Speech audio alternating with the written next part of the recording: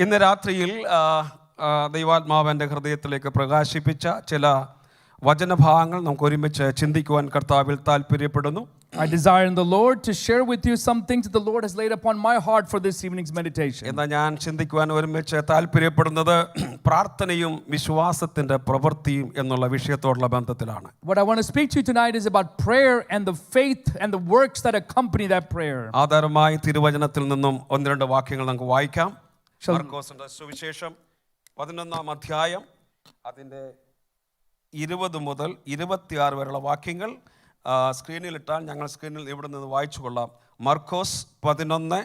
Let the Lord may add his blessings upon the reading of the scriptures. നമ്മൾ വായിച്ച ദൈവവചനത്തോടൊപ്പം ദൈവത്തിന്റെ അനുഗ്രഹം ഉണ്ടായിരിക്കുമാറാകട്ടെ. ഈ ഭാഗത്തു നിന്നും യേശുക്രിസ്തു പ്രാർത്ഥനയെക്കുറിച്ചും വിശ്വാസത്തെക്കുറിച്ചും പഠിപ്പിച്ച ചില കാര്യങ്ങൾ നമുക്ക് ശാന്തമായി ചിന്തിക്കുവാൻ ഇന്ന് രാത്രിയിൽ താല്പര്യപ്പെടുകയാണ്. My desire this evening is for us to calmly meditate upon the concept of prayer and the works of faith that accompany prayer from the passage that we read. ആദ്യത്തെ രാത്രിയിൽ പ്രാർത്ഥന, വചനം, വിശ്വാസം, യേശുക്രിസ്തുവിന്റെ നാമം, പ്രാർത്ഥനയ്ക്ക് അത്യന്താപേക്ഷിതമായ 3 കാര്യങ്ങളെക്കുറിച്ച് സംസാരിച്ചു. The first night we talked about the word, the name of Jesus and the faith that we have when we pray together. ഇന്ന് അല്പം കൂടെ വിശ്വാസത്തെ സ്പർശിച്ച് തൊട്ട് സംസാരിക്കുവാൻ കർത്താവിൽ താല്പര്യപ്പെടുന്നു. I desire in the Lord to speak more about faith this evening. വേദപുസ്തകത്തിൽ പറഞ്ഞിരിക്കുന്ന എല്ലാ കാര്യങ്ങളും ഒരു വാക്കിൽ തുടങ്ങി ഒരു പ്രവൃത്തിയിലാണ് അവസാനിക്കുന്നത്. Everything that we see, every instance that we see described in the scriptures starts with the word and ends with action. വാക്കിൽ തുടങ്ങി ഒരു പ്രവൃത്തിയിൽ അവസാനിക്കുന്നതാണ് വേദപുസ്തകത്തിൽ പറഞ്ഞിരിക്കുന്ന പല കാര്യങ്ങളും. Most things that we read in the scriptures start with the word, ends in a action. നാം റോമാലേഖനം 1-ാം അധ്യായത്തിന്റെ 17-ാമത്തെ വാക്യം വായിക്കുമ്പോൾ, when we read Romans chapter 1 and verse 17, എൻ്റെ നീതിമാൻ വിശ്വാസത്താൽ ജീവിക്കും. The just shall live by faith.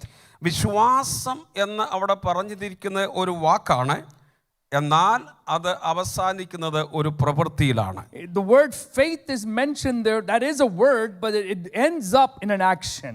ഇതിന്റെ പൂർണ്ണമായിട്ടുള്ള വചനമാണ് ഹബക്കുക്ക് chapter 2 verse 4. ഇതിന്റെ പൂർത്തീകരിക്കുന്ന വാക്കാണ് ഹബക്കുക്കിന്റെ പ്രവാചകന്റെ പുസ്തകത്തിൽ 2-ാം അധ്യായം 4-ാം വാക്യത്തിൽ. നീതിമാൻ വിശ്വാസത്താൽ ജീവിച്ചിരിക്കും എന്നാണ് മലയാളത്തിൽ പറഞ്ഞിരിക്കുന്നത്. And we read that just shall live by faith, he will live by faith alone. എന്നാൽ അതിന്റെ ഒറിജിനൽ ഭാഷയിൽ എഴുതിയിരിക്കുന്നത് നീതിമാനോ എൻ്റെ വിശ്വസ്തതയാൽ ജീവിക്കുമെന്നാണ്. But if you look at the root language, it says the righteous will live because of my faithfulness. ഞാൻ പറഞ്ഞിട്ട് താല്പര്യം, വിശ്വാസം നാം മനസ്സിലാക്കിയിരിക്കുന്ന വിശ്വാസം ഒരു അവസ്ഥയായിട്ടാണ് നാം മനസ്സിലാക്കിയിരിക്കുന്നത്. Oftentimes we have understood faith to be some sort of situation or circumstance. It's a state of mind towards something. നമ്മുടെ മനസ്സിന്റെ ഒരു വീക്ഷണം, ഒരു കാഴ്ചപ്പാട് ഏതൊരു സാധനത്തെ പറ്റി, ഒരു വിഷയത്തോടുള്ള ബന്ധത്തിൽ നമ്മുടെ ഹൃദയത്തിന്റെ അവസ്ഥ എന്നാണ് വിശ്വാസം എന്ന പദം കൊണ്ട് അവിടെ അർത്ഥമാക്കുന്നത്. We can see what faith means if you look at it in the concept of how does that apply to me in terms of faith. എന്നാൽ യാക്കോബിന്റെ ലേഖനത്തിലേക്ക് നമ്മൾ വന്നാൽ, but when we come to the epistle of James, 2-ാം അധ്യായത്തിന്റെ 14 മുതൽ 20 വരെയുള്ള വാക്യങ്ങൾ നാം ശ്രദ്ധിച്ചാൽ അവിടെ വിശ്വാസത്തിന് വേറെ തിരിച്ചാണ് ഒരു കാര്യം നമുക്ക് കാണുവാനായിട്ട് സാധിക്കുന്നത്. We see something contradictory or something opposite to what we read so far in the 2nd chapter of the book of James. 2-ാം അധ്യായത്തിന്റെ 14-ാമത്തെ വാക്യം വായിക്കുമ്പോൾ, when you read the 14th verse in the 2nd chapter of the epistle of James, വിശ്വാസം ഉണ്ടെന്ന് പറയുകയും പ്രവൃത്തി ഇല്ലാതിരിക്കുകയും ചെയ്താൽ എന്ത് ഉപകാരം എന്നാണ് അവിടെ പറയുന്നത്. The question that is asked there, if someone says he has faith but does not have work, what profit is there? എന്ന് പറഞ്ഞാൽ വിശ്വാസം നമ്മെ ഒരു പ്രവൃത്തിയിലേക്ക് നടത്തുന്നു എന്നാണ് അതിന്റെ അർത്ഥം. What that means is that faith always leads us into works. അതിന്റെ 17-ാമത്തെ വാക്യത്തിൽ വായിക്കുന്നത്, verse 17, വിശ്വാസം പ്രവൃത്തി ഇല്ലാതെ ആയിരുന്നാൽ സ്വതവേ നിർജീവമായിരിക്കുന്നു. Thus also faith by itself, if it does not have works, it is dead. അവിടെയും പറയുന്നത് വിശ്വാസം പ്രവൃത്തിയിലേക്ക് വരണമെന്നാണ്. And even there you see that we are encouraged that our faith should translate into lead into works. അതിന്റെ 20-ാമത്തെ വാക്യത്തിൽ, in verse 20, വ്യർത്ഥ മനുഷ്യ പ്രവൃത്തിയില്ലാത്ത വിശ്വാസം നിഷ്ഫലമാകുന്നു എന്ന് പറയുന്നു. But do you want to know, O foolish man, that faith without works is dead? 24-ാമത്തെ വാക്യത്തിൽ, verse 24, വിശ്വാസം പ്രവൃത്തികളാൽ നീതീകരിക്കപ്പെടുന്നു എന്നാണ് പറയുന്നത്. That faith is justified by works. അതിന്റെ 26-ാമത്തെ വാക്യത്തിൽ Verse 26. ആത്മാവില്ലാത്ത ശരീരം നിർജീവമായിരിക്കുന്നത് പോലെ പ്രവൃത്തി ഇല്ലാത്ത വിശ്വാസം നിർജീവമായിരിക്കുന്നു. For as the body without the spirit is dead, so faith without works is dead also. ഈ വാക്യങ്ങളെല്ലാം കൂടെ ക്രോഡീകരിച്ച് വായിച്ചാൽ വിശ്വാസത്തിന് ഒരു പ്രവൃത്തി ഉണ്ട് എന്ന് നമുക്ക് കാണുവാൻ സാധിക്കും. If we summarize all these verses that we just read, we can say that faith will always lead to works. അത് ഒരു വാക്കാൽ ആരംഭിച്ച് ഒരു പ്രവൃത്തിയിൽ ആരംഭിക്കുന്നതാണ് വിശ്വാസം എന്ന് പറയപ്പെടുന്നത്. It starts with the word and ends with the works is what faith is all about. അതുകൊണ്ടാണ് യേശു പ്രാർത്ഥനയെക്കുറിച്ച് പഠിപ്പിച്ചപ്പോൾ മത്തായി സുവിശേഷം 7-ാം അധ്യായത്തിന്റെ 7-ാമത്തെ വാക്യത്തിൽ പ്രത്യേകിച്ച് യേശുക്കുറിച്ച് പറഞ്ഞ 1-2 കാര്യങ്ങളുണ്ട്. That's why when Jesus taught about prayer in the 7th chapter of the Gospel of Matthew, from the 7th verses on, he says certain things. അവിടെ ഇങ്ങനെ പറയുന്നു, യാചിപ്പീൻ എന്നാൽ നിങ്ങൾക്ക് കിട്ടും. Ask, it will be given to you. അന്വേഷിപ്പീൻ എന്നാൽ നിങ്ങൾക്ക് കണ്ടെത്തും. Seek and you will find. And knock, മുട്ടുവീൻ എന്നാൽ നിങ്ങൾക്ക് തുറക്കപ്പെടും. Knock and it shall be opened for you. ഈ വാക്യത്തിലെ ഒറ്റ വാക്ക് മാത്രമാണ് ഒരു വാക്ക് ഉപയോഗിച്ചത്, ആസ്ക്, ചോദിക്കുക എന്നുള്ളത്. നമ്മുടെ വായി കൊണ്ടാണല്ലോ പറയുന്നത്. അതൊരു വാക്ക് മാത്രമാണ്. Only one thing isn't a word that's used there. That's the word ask. That's something we say with our mouth. എന്നാൽ അന്വേഷിക്കുക, മുട്ടുക എന്ന് പറഞ്ഞാൽ ഒരു പ്രവൃത്തിയാണ്. But if you look at the word seek and knock, those are actionable items. നാം ഏത് കാര്യത്തെക്കുറിച്ച് അന്വേഷിക്കുന്നുവോ അതിന്റെ പിന്നിൽ ഒരു പ്രവൃത്തി ആവശ്യമുണ്ട്. Whatever we're seeking, there is some effort or action required behind that seeking. നാം ഏത് കാര്യത്തിനായി അന്വേഷിക്കുമ്പോൾ ദൈവം നമുക്ക് കാണിച്ചു തരുന്ന വാതിലിൽ ചെന്നിട്ട് മുട്ടുവാനിടയായി തീരണം. And whatever we're seeking for, when God shows us a door that we're looking for, we have to have the desire to knock on it. നാം ഉദാഹരണമായിട്ട് നമുക്കൊരു ജോലിക്ക് വേണ്ടി പ്രാർത്ഥിക്കുകയാണെങ്കിൽ ദൈവം കാണിച്ചു തരുന്ന ആ ജോലിയുടെ വാതുക്കൽ പോയി നാം മുട്ടേണ്ടതായിട്ടുണ്ട്. If we're praying for a job, if the Lord gives us an indication or shows the door that is ready for that job, we have the responsibility to go knock on the door for that job. നാം ചെയ്യുന്നത് നാം ഒരു പ്രവൃത്തി കൂടെ ചെയ്യുകയാണ്. ചോദിക്കുമ്പോൾ 2 പ്രവൃത്തികൾ നമ്മൾ അവിടെ ചെയ്യുന്നു. When we ask or say with our mouth one thing, 2 things are actionable. അതിന്റെ അർത്ഥം പ്രാർത്ഥന ഒരു പ്രവൃത്തി എന്നാണ് നാം മനസ്സിലാക്കേണ്ടത്. From there we can understand that prayer is actually an action.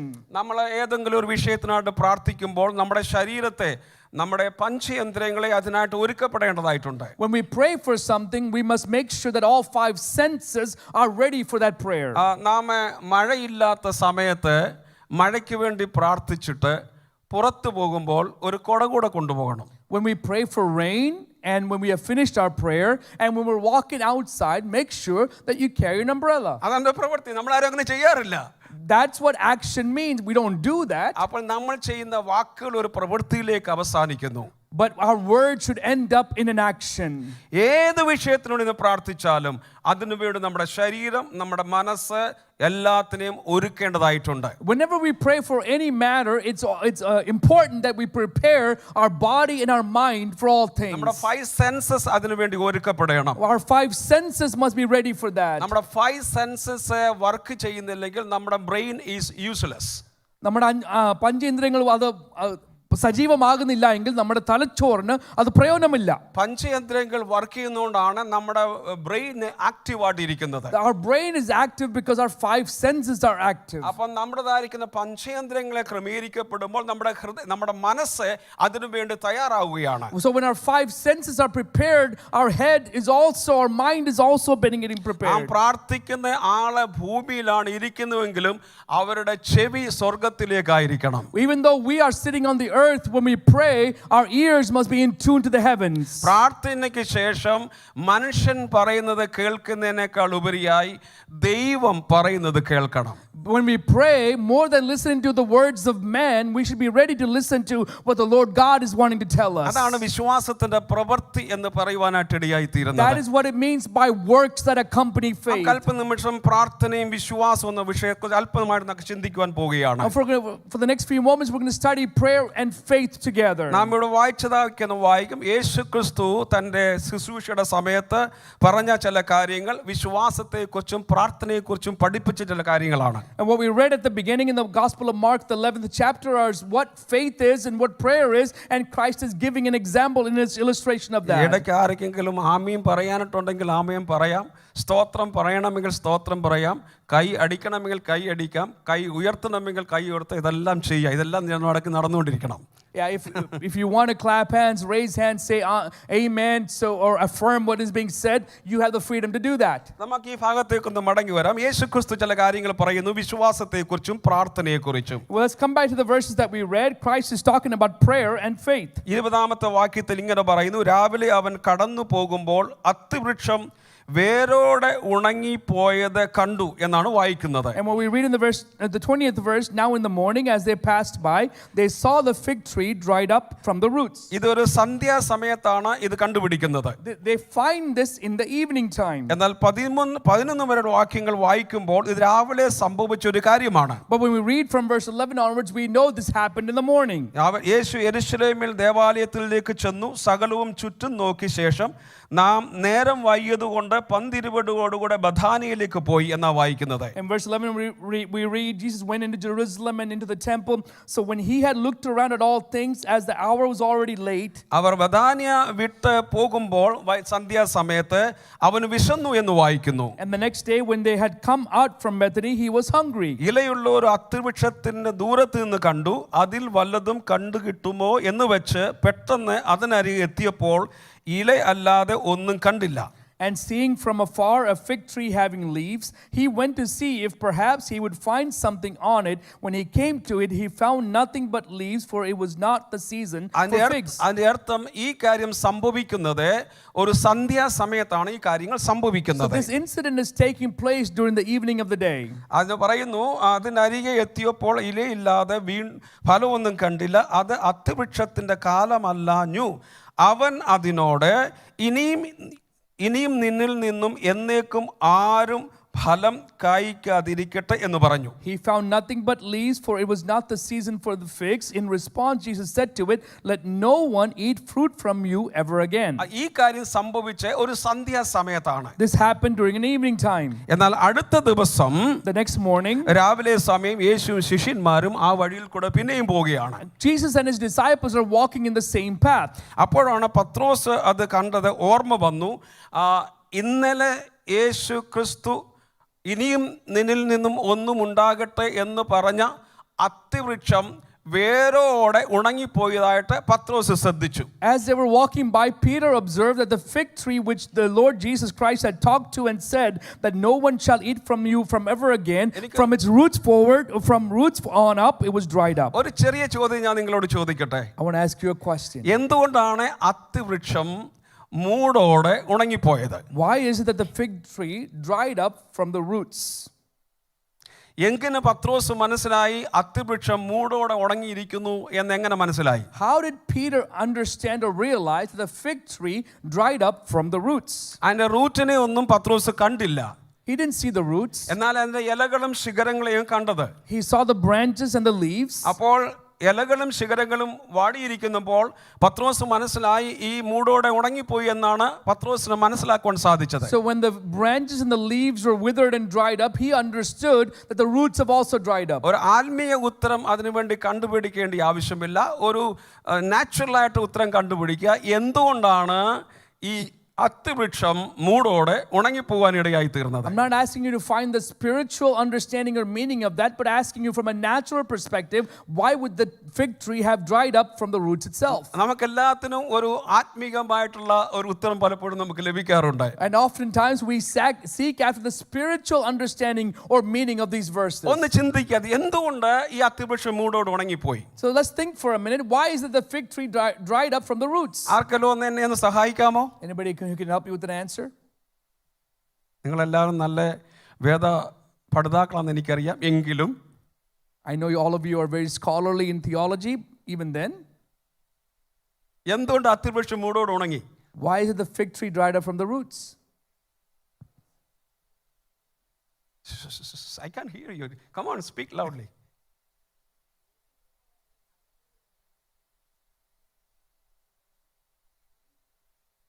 യേശു കർത്താവ് അതിനെ ശപിച്ചതുകൊണ്ട് അത് ഉണങ്ങിപ്പോയി. അവിടെ യേശു ശപിച്ചു എന്നൊന്നും പറഞ്ഞിട്ടില്ല.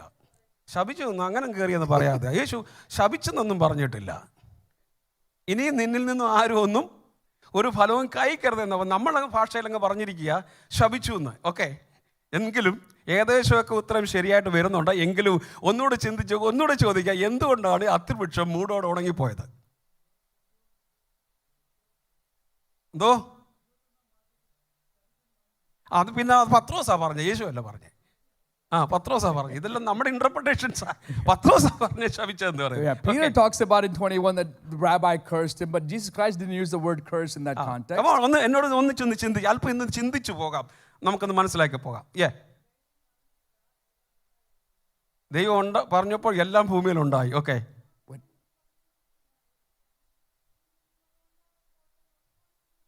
അതുകൊണ്ട് മൂടോട് കരഞ്ഞു പോകണമെന്നുണ്ടോ?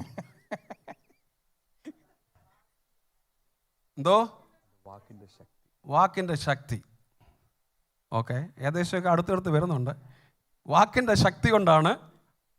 നമുക്ക് നാച്ചുറലായിട്ടും ചിന്തിക്കാം, സ്പിരിച്വലായിട്ട്. ഇദ്ദേഹം പറഞ്ഞു വേരുണ്ടെങ്കിലേ ഫലമുള്ളൂ. വേരെവിടെ പോയി? യേശു പറഞ്ഞു വേറെ ഇളകി പോയോ? ചിന്തിക്കുക. യേശു എന്ന് പറഞ്ഞപ്പോൾ വേറെ അവിടെ നിന്ന് ഞാൻ പോകുന്നില്ല, ഞാൻ നിന്നെ മാറിപ്പോന്ന് വലിച്ച് എഴുന്നേറ്റ് പോയി. അവിടുന്ന് വേറുണ്ട് ഇല്ലയോ? The roots are still there, yes.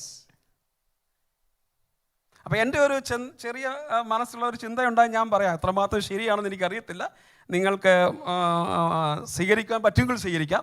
I will share with you my thoughts. It doesn't have to be right, and if you want to accept it, you can. So നാച്ചുറലായിട്ട് ഒരു മരം പച്ചയായിട്ട് നിൽക്കണമെന്നുണ്ടെങ്കിൽ അതിൻ്റെ റൂട്ടിൽ നിന്നും വളവും വെള്ളവും വലിച്ചെടുക്കണം.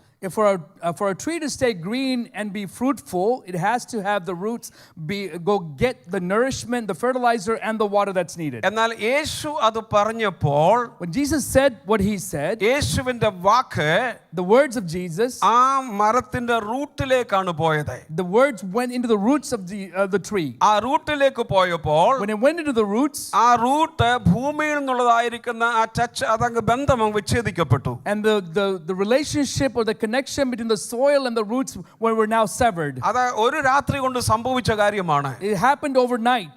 അപ്പോൾ അത് വിച്ഛേദിക്കപ്പെട്ടപ്പോൾ, when it was severed, ശാന്തമായിട്ട് സാവധാനമായിട്ട് ഈ വൃക്ഷം ഉണങ്ങുവാനായിട്ട് തുടങ്ങി. naturally this tried to became a dry tree. മീൻപിടുത്തക്കാരനെങ്കിലും യേശുവിനോട് കൂടെ നടന്നുകൊണ്ട് അല്പം ബുദ്ധി കൂട്ടി. So Peter, even though he's a fisherman, since he's been walking with Jesus, he has now received some wisdom. അല്പം യേശുവിന്റെ സയൻസ് പത്രോസിന് മനസ്സിലായി. He understood some of the ways in which Jesus Christ works. ഈ വൃക്ഷം ഉണങ്ങുവാൻ കാരണം അതിന്റെ മൂടും ഉണങ്ങിപ്പോയി. എന്തുകൊണ്ടാണ്? But the tree dried up because the roots dried up. And why? കാരണം യേശുവിന്റെ വാക്ക്. The reason being the words of Jesus. Listen, കർത്താവ് നമ്മോട് ഒരു കാര്യം സംസാരിക്കുമ്പോൾ, when the Lord Jesus talks to us, ഒരിക്കലും സർഫസ് ആയിട്ടുള്ള നിലയിൽ കർത്താവ് പറയുന്നില്ല. He doesn't speak to us from a shallow level or a surface level. When he speaks to us, കർത്താവ് നമ്മോട് സംസാരിക്കുമ്പോൾ, കർത്താവിന്റെ വാക്ക് നമ്മുടെ പ്രശ്നത്തിൻ്റെതായിരിക്കുന്ന റൂട്ട് കോസിലേക്ക് കടന്നു ചെല്ലും. and they will come into the root cause of the whatever problems we are facing. നമ്മുടെ ജീവിതത്തിലോ നമ്മുടെ ശരീരത്തിലോ എന്തിൻ്റെയും root കോസിനെ കണ്ടുപിടിച്ചിട്ട് ദൈവത്തിന്റെ വചനം അവിടേക്ക് ചെന്നിട്ട് ക്രിയ ചെയ്യുവാനിടയായി തീരും. And whatever the Lord speaks, it goes into the root cause of the issues that we face, and it goes and becomes creative or works in that area of our life. നാം വിശ്വാസത്തോടെ ഏത് കാര്യം പറഞ്ഞാലും, when we say certain things or anything in faith, നമ്മുടെ പ്രശ്നത്തിന്റെ റൂട്ടിലേക്ക് കടന്നു എന്നിട്ട് ആ വചനം അവിടെ ക്രിയ ചെയ്യുവാനായിട്ട് ഇടയായി തീരും. that's when the word comes in and works at the root of the problem. അതുകൊണ്ടാണ് നമ്മുടെ വാക്കുകൾക്ക് വലിയ ശക്തി ഉണ്ടെന്ന് തിരുവചനം വായിക്കുന്നത്. That's why the word of God says that our words are powerful. നമ്മുടെ ഹൃദയത്തിൽ ദൈവവചനം നിറഞ്ഞു നിൽക്കുമ്പോൾ, when the word of God is filled within our heart, ദൈവവചനം നമ്മുടെ വായിൽ നിന്ന് പുറത്തു വരുമ്പോൾ, when our heart is filled with the words and it comes out of our mouth, ഒരു മൂർച്ചയേറിയ വാള് പോലെ, as a sharp sword, അത് കടന്നു ചെന്നിട്ട് and it will travel, എവിടെ വെട്ടണം എവിടെ മുറിക്കണം എന്നുള്ള സ്ഥലത്ത് മുറിച്ചു മാറ്റേണ്ടതിനെ മുറിച്ചു മാറ്റും, വെട്ടി നീക്കേണ്ടതിനെ വെട്ടി നീട്ടും, ഉണക്കിക്കളയേണ്ടതിനെ ഉണക്കിക്കളയും. അതാണ് ദൈവത്തിന്റെ വചനത്തിന്റെ ശക്തി. the word of God will come in and sever what needs to be severed, prune what it needs to be pruned, and dry up what needs to be dried up. റോമാലേഖനം 10:9 വായിക്കുന്നു, നാം കർത്താവിനെ if you confess with your mouth that Jesus is the Lord and believe that God raised him from the dead, you shall be saved എന്നാണ് പറയുന്നത്. നിങ്ങൾ നിങ്ങളുടെ ഹൃദയം കൊണ്ട് വിശ്വസിച്ച് യേശു കർത്താവ് എന്ന് വായ് കൊണ്ട് ഏറ്റുപറയുകയും യേശു കർത്താവ് എന്ന വായ് കൊണ്ട് ഏറ്റുപറയുകയും ദൈവം അവനെ മരിച്ചവരിൽ നിന്ന് ഉയർത്തെഴുന്നേൽപ്പിച്ച എന്ന ഹൃദയം കൊണ്ട് വിശ്വസിക്കുകയും ചെയ്താൽ നീ രക്ഷിക്കപ്പെടും. In Romans chapter 10 verse 9, if you confess with your mouth that the Lord Jesus and believe in your heart that God has raised him from the dead, you will be saved. ഒന്ന് ഹൃദയം കൊണ്ട് വിശ്വസിക്കുക. First believe in your heart. എന്താ വിശ്വസിക്കേണ്ടത്? What should we believe? യേശുക്രിസ്തുവിനെ മരിച്ചവരിൽ നിന്ന് ദൈവം ഉയർപ്പിച്ചു. God has raised up Christ from the dead. ആ വിശ്വസിച്ചതിനെ വായ് കൊണ്ട് പറയണം. That what we believe we should confess with our mouth. ഏറ്റു പറയണം. We should confess that. അങ്ങനെ ഏറ്റു പറയുമ്പോൾ when we repeat and confess that, ആ വചനമാണ്, ആ ഏറ്റുപറച്ചിലാണ് നമുക്ക് രക്ഷ നൽകിയിരിക്കുന്നത്. that confession is what gives us salvation. അത് നമ്മൾ ഏറ്റു പറഞ്ഞതുകൊണ്ട് നമ്മുടെ വായ് കൊണ്ടാണ്. When we confess it, our mouth is being used. നമ്മുടെ വായിക്ക് ഗ്രീക്ക് ഭാഷയിൽ ഉപയോഗിച്ചിരിക്കുന്ന ശബ്ദമാണ് സ്റ്റോമ എന്ന് പറയപ്പെടുന്ന ശബ്ദം. Stoma is the Greek word that's used to describe or to label the mouth. ആ സ്റ്റോമ എന്ന വാക്കിന്റെ അർത്ഥം, the meaning of the word stoma, the edge of a sharp weapon എന്നാണ് അതിന്റെ അർത്ഥം. ഒരു നല്ല മൂർച്ചയുള്ള ഒരു ആയുധത്തിന്റെ അതിന്റെ അറ്റം, അഗ്രം. അപ്പോൾ അതാണ് സ്റ്റോമ എന്ന് പറയുന്ന വാക്കിന്റെ അർത്ഥം. That's the meaning of the word stoma. അതുകൊണ്ടാണ് എബ്രായ ലേഖനം 12-ാം പറയുന്നത് ദൈവത്തിന്റെ വചനം ഇരുവായ്ത്തലയുള്ള ഏത് വാളിനേക്കാളും മൂർച്ചയേറിയതും പ്രാണനെയും സന്ധി മജ്ജകളെ വരെ തുളച്ച് കയറുവാൻ ശക്തിയുള്ളതുമായ ഒന്നാണ് ദൈവത്തിന്റെ വചനം എന്ന് പറയുന്നു. That's why we read in Hebrews chapter 4, it says, for the word of God is a living and powerful and sharper than any other two-edged sword, piercing even the division of the soul and spirit and the joints and marrow. അവിടെ പറഞ്ഞിരിക്കുന്ന ശബ്ദം റേമ എന്ന് പറയപ്പെടുന്ന വാക്കാണ്. The word that is used there is rema. നമ്മുടെ വായിൽ നിന്നും ഹൃദയത്തിൽ നിന്നും പുറത്തു വരുന്ന ദൈവത്തിന്റെ വചനം വായിൽ കൂടെ പുറത്തു വരുമ്പോൾ പലപ്പോഴും ലോഗോസിൽ നിന്നും റേമയായി മാറിയിട്ട് ഒരു ആയുധത്തിന്റെ, ഒരു കത്തിയുടെ അഗ്രം പോലെ മുനയുള്ളതായി തീരുകയാണ്. When we speak the word of God, it transforms from the logos to rhema, and that rhema becomes the word that goes in, and it becomes sharper than a two-edged sword or sharper than any weapon, and it looks at the peak or the apex of that. ആ വചനമാണ് മുറിക്കുകയും മുറിച്ചു മാറ്റുകയും ചെയ്യുന്നത്. That word is what severs and removes what needs to be removed. ജീവിതത്തിന്റെ സാഹചര്യങ്ങൾ അനുഭവിക്കുന്ന സകലത്തെയും വേണ്ടാത്തതിനെ മുറിച്ചു മാറ്റുവാൻ നമുക്ക് വാളും കത്തിയും എടുക്കേണ്ട. ദൈവത്തിന്റെ വചനം നിങ്ങളുടെ വായിൽ നിറഞ്ഞുകൊണ്ട് വിശ്വാസത്തോടെ നിങ്ങൾ പ്രഖ്യാപിച്ചാൽ നമ്മുടെ ജീവിതത്തിൽ മാറേണ്ടത് മാറിപ്പോകും. നമ്മുടെ ജീവിതത്തിൽ സൃഷ്ടിക്കപ്പെടേണ്ടത് സൃഷ്ടിക്കപ്പെടും. നമ്മുടെ ജീവിതത്തിൽ ജീവിക്കപ്പെടേണ്ടത് ജീവിക്കപ്പെടും. ദൈവം തന്റെ ജീവിതത്തിൽ അത്ഭുതങ്ങളെ ചെയ്യുവാനായിട്ട് ഇടയായി തീരും. For us to remove the things that we want removed from our life, you don't have to literally take up a knife or a sword. Rather, when you pick up the word of God, the word of God is sharp enough to remove things that need to be removed, to bring growth into the things that need to grow, and to bring nourishment to the things that need to have nourishment. അതുകൊണ്ട് നമ്മുടെ ഹൃദയത്തിൽ ദൈവത്തിന്റെ വചനത്താൽ നിറയപ്പെടട്ടെ എന്നാണ് എൻ്റെ പ്രാർത്ഥന. So my prayer is that our hearts shall be filled with the word of God. ദൈവത്തിന്റെ വചനം നമ്മുടെ വായിൽ നിന്നും ഓരോ ശബ്ദമായി പുറത്തു വരട്ടെ, പുറത്തു വരട്ടെ, പുറത്തു വരട്ടെ. അത് ചില കാര്യങ്ങൾ നമുക്ക് വേണ്ടി ചെയ്യട്ടെ. When let the word of God come loudly out of our mouth, come loudly out of my mouth, and then when it comes, let it do some creative things for us. ഞാൻ പറഞ്ഞല്ലോ ദൈവത്തിന് പോലും വിശ്വാസം ആവശ്യമാണ്. ഞാൻ കഴിഞ്ഞ ദിവസം പറഞ്ഞുവല്ലോ. I said that even God needed faith. Jesus needed faith. ദൈവത്തിന് ഇല്ലാത്ത ഒന്ന് നമുക്ക് തരാൻ സാധിക്കത്തില്ല. God is unable to give us something that he himself doesn't possess. ഞാൻ പറഞ്ഞു റോമാലേഖനം 12-ാം അധ്യായത്തിന്റെ 3-ാമത്തെ വാക്യത്തിൽ വിശ്വാസത്തിന്റെ ഒരു അളവ് അവൻ നമുക്ക് പങ്കിട്ടതിന് കാരണം ദൈവത്തിന് പോലും വിശ്വാസമുണ്ട് എന്നുള്ളതാണ്. The reason why God is able to give us a measure of faith is because God himself has faith. നമുക്ക് ദൈവം എല്ലാം തന്നിരിക്കുന്നു. തിരുവചനം വായിക്കുന്നു. The scripture says that God has given us all things. The divine power of God has been given us everything, that is everything pertaining to life and godliness എന്നാണ് പറയുന്നത്. ജീവനും വിശുദ്ധിക്കും ആധാരമായ എല്ലാം കർത്താവ് നമുക്ക് തന്നിരിക്കുന്നതാണ് ദൈവത്തിന്റെ വചനം നമ്മളെ പഠിപ്പിക്കുന്നത്. ജീവനും വിശുദ്ധിക്കും ജീവനുമായിട്ടുള്ള എല്ലാ കാര്യങ്ങളും, ജീവിക്കുവാൻ വേണ്ട എല്ലാ കാര്യങ്ങളും ദൈവത്തിന്റെ ദൈവികമായ ശക്തിയാൽ ദൈവം നമുക്ക് നൽകപ്പെട്ടിരിക്കുന്നു. For whatever we need for livelihood, for whatever we need for life rather, God has already given it to us by this Then power. what's the problem with us? പക്ഷേ എന്നാൽ എന്താണ് നമുക്കുള്ള പ്രശ്നം? എന്താ നമ്മുടെ പ്രശ്നം ഇപ്പോഴേ? What is our problem then? What happened to you, brother? I do not know what's happened to me. Why you are not understanding that? എന്ത് പറ്റി സഹോദരാ? എനിക്ക് മനസ്സിലാകുന്നില്ല എന്താ പറ്റിയെന്ന്. എന്തുകൊണ്ട് ഇങ്ങനെ സംഭവിക്കുന്നു എനിക്ക് അറിയില്ല. ജീവിക്കുവാൻ ഭക്തിയോടും വിശുദ്ധിയോടും കൂടെ ജീവിക്കുവാൻ ദൈവക്ക് നമുക്ക് എല്ലാം ഈ തിരുവചനത്തിൽ നൽകപ്പെട്ടിരിക്കുന്നു. The word of God has been provided to us, and within it provided for us is everything that is needed for life and godliness. ഞാൻ ഇനിയും പറയുന്ന സെന്റൻസ് ഒരുപക്ഷെ നിങ്ങളെ ഷോക്ക് ചെയ്യും.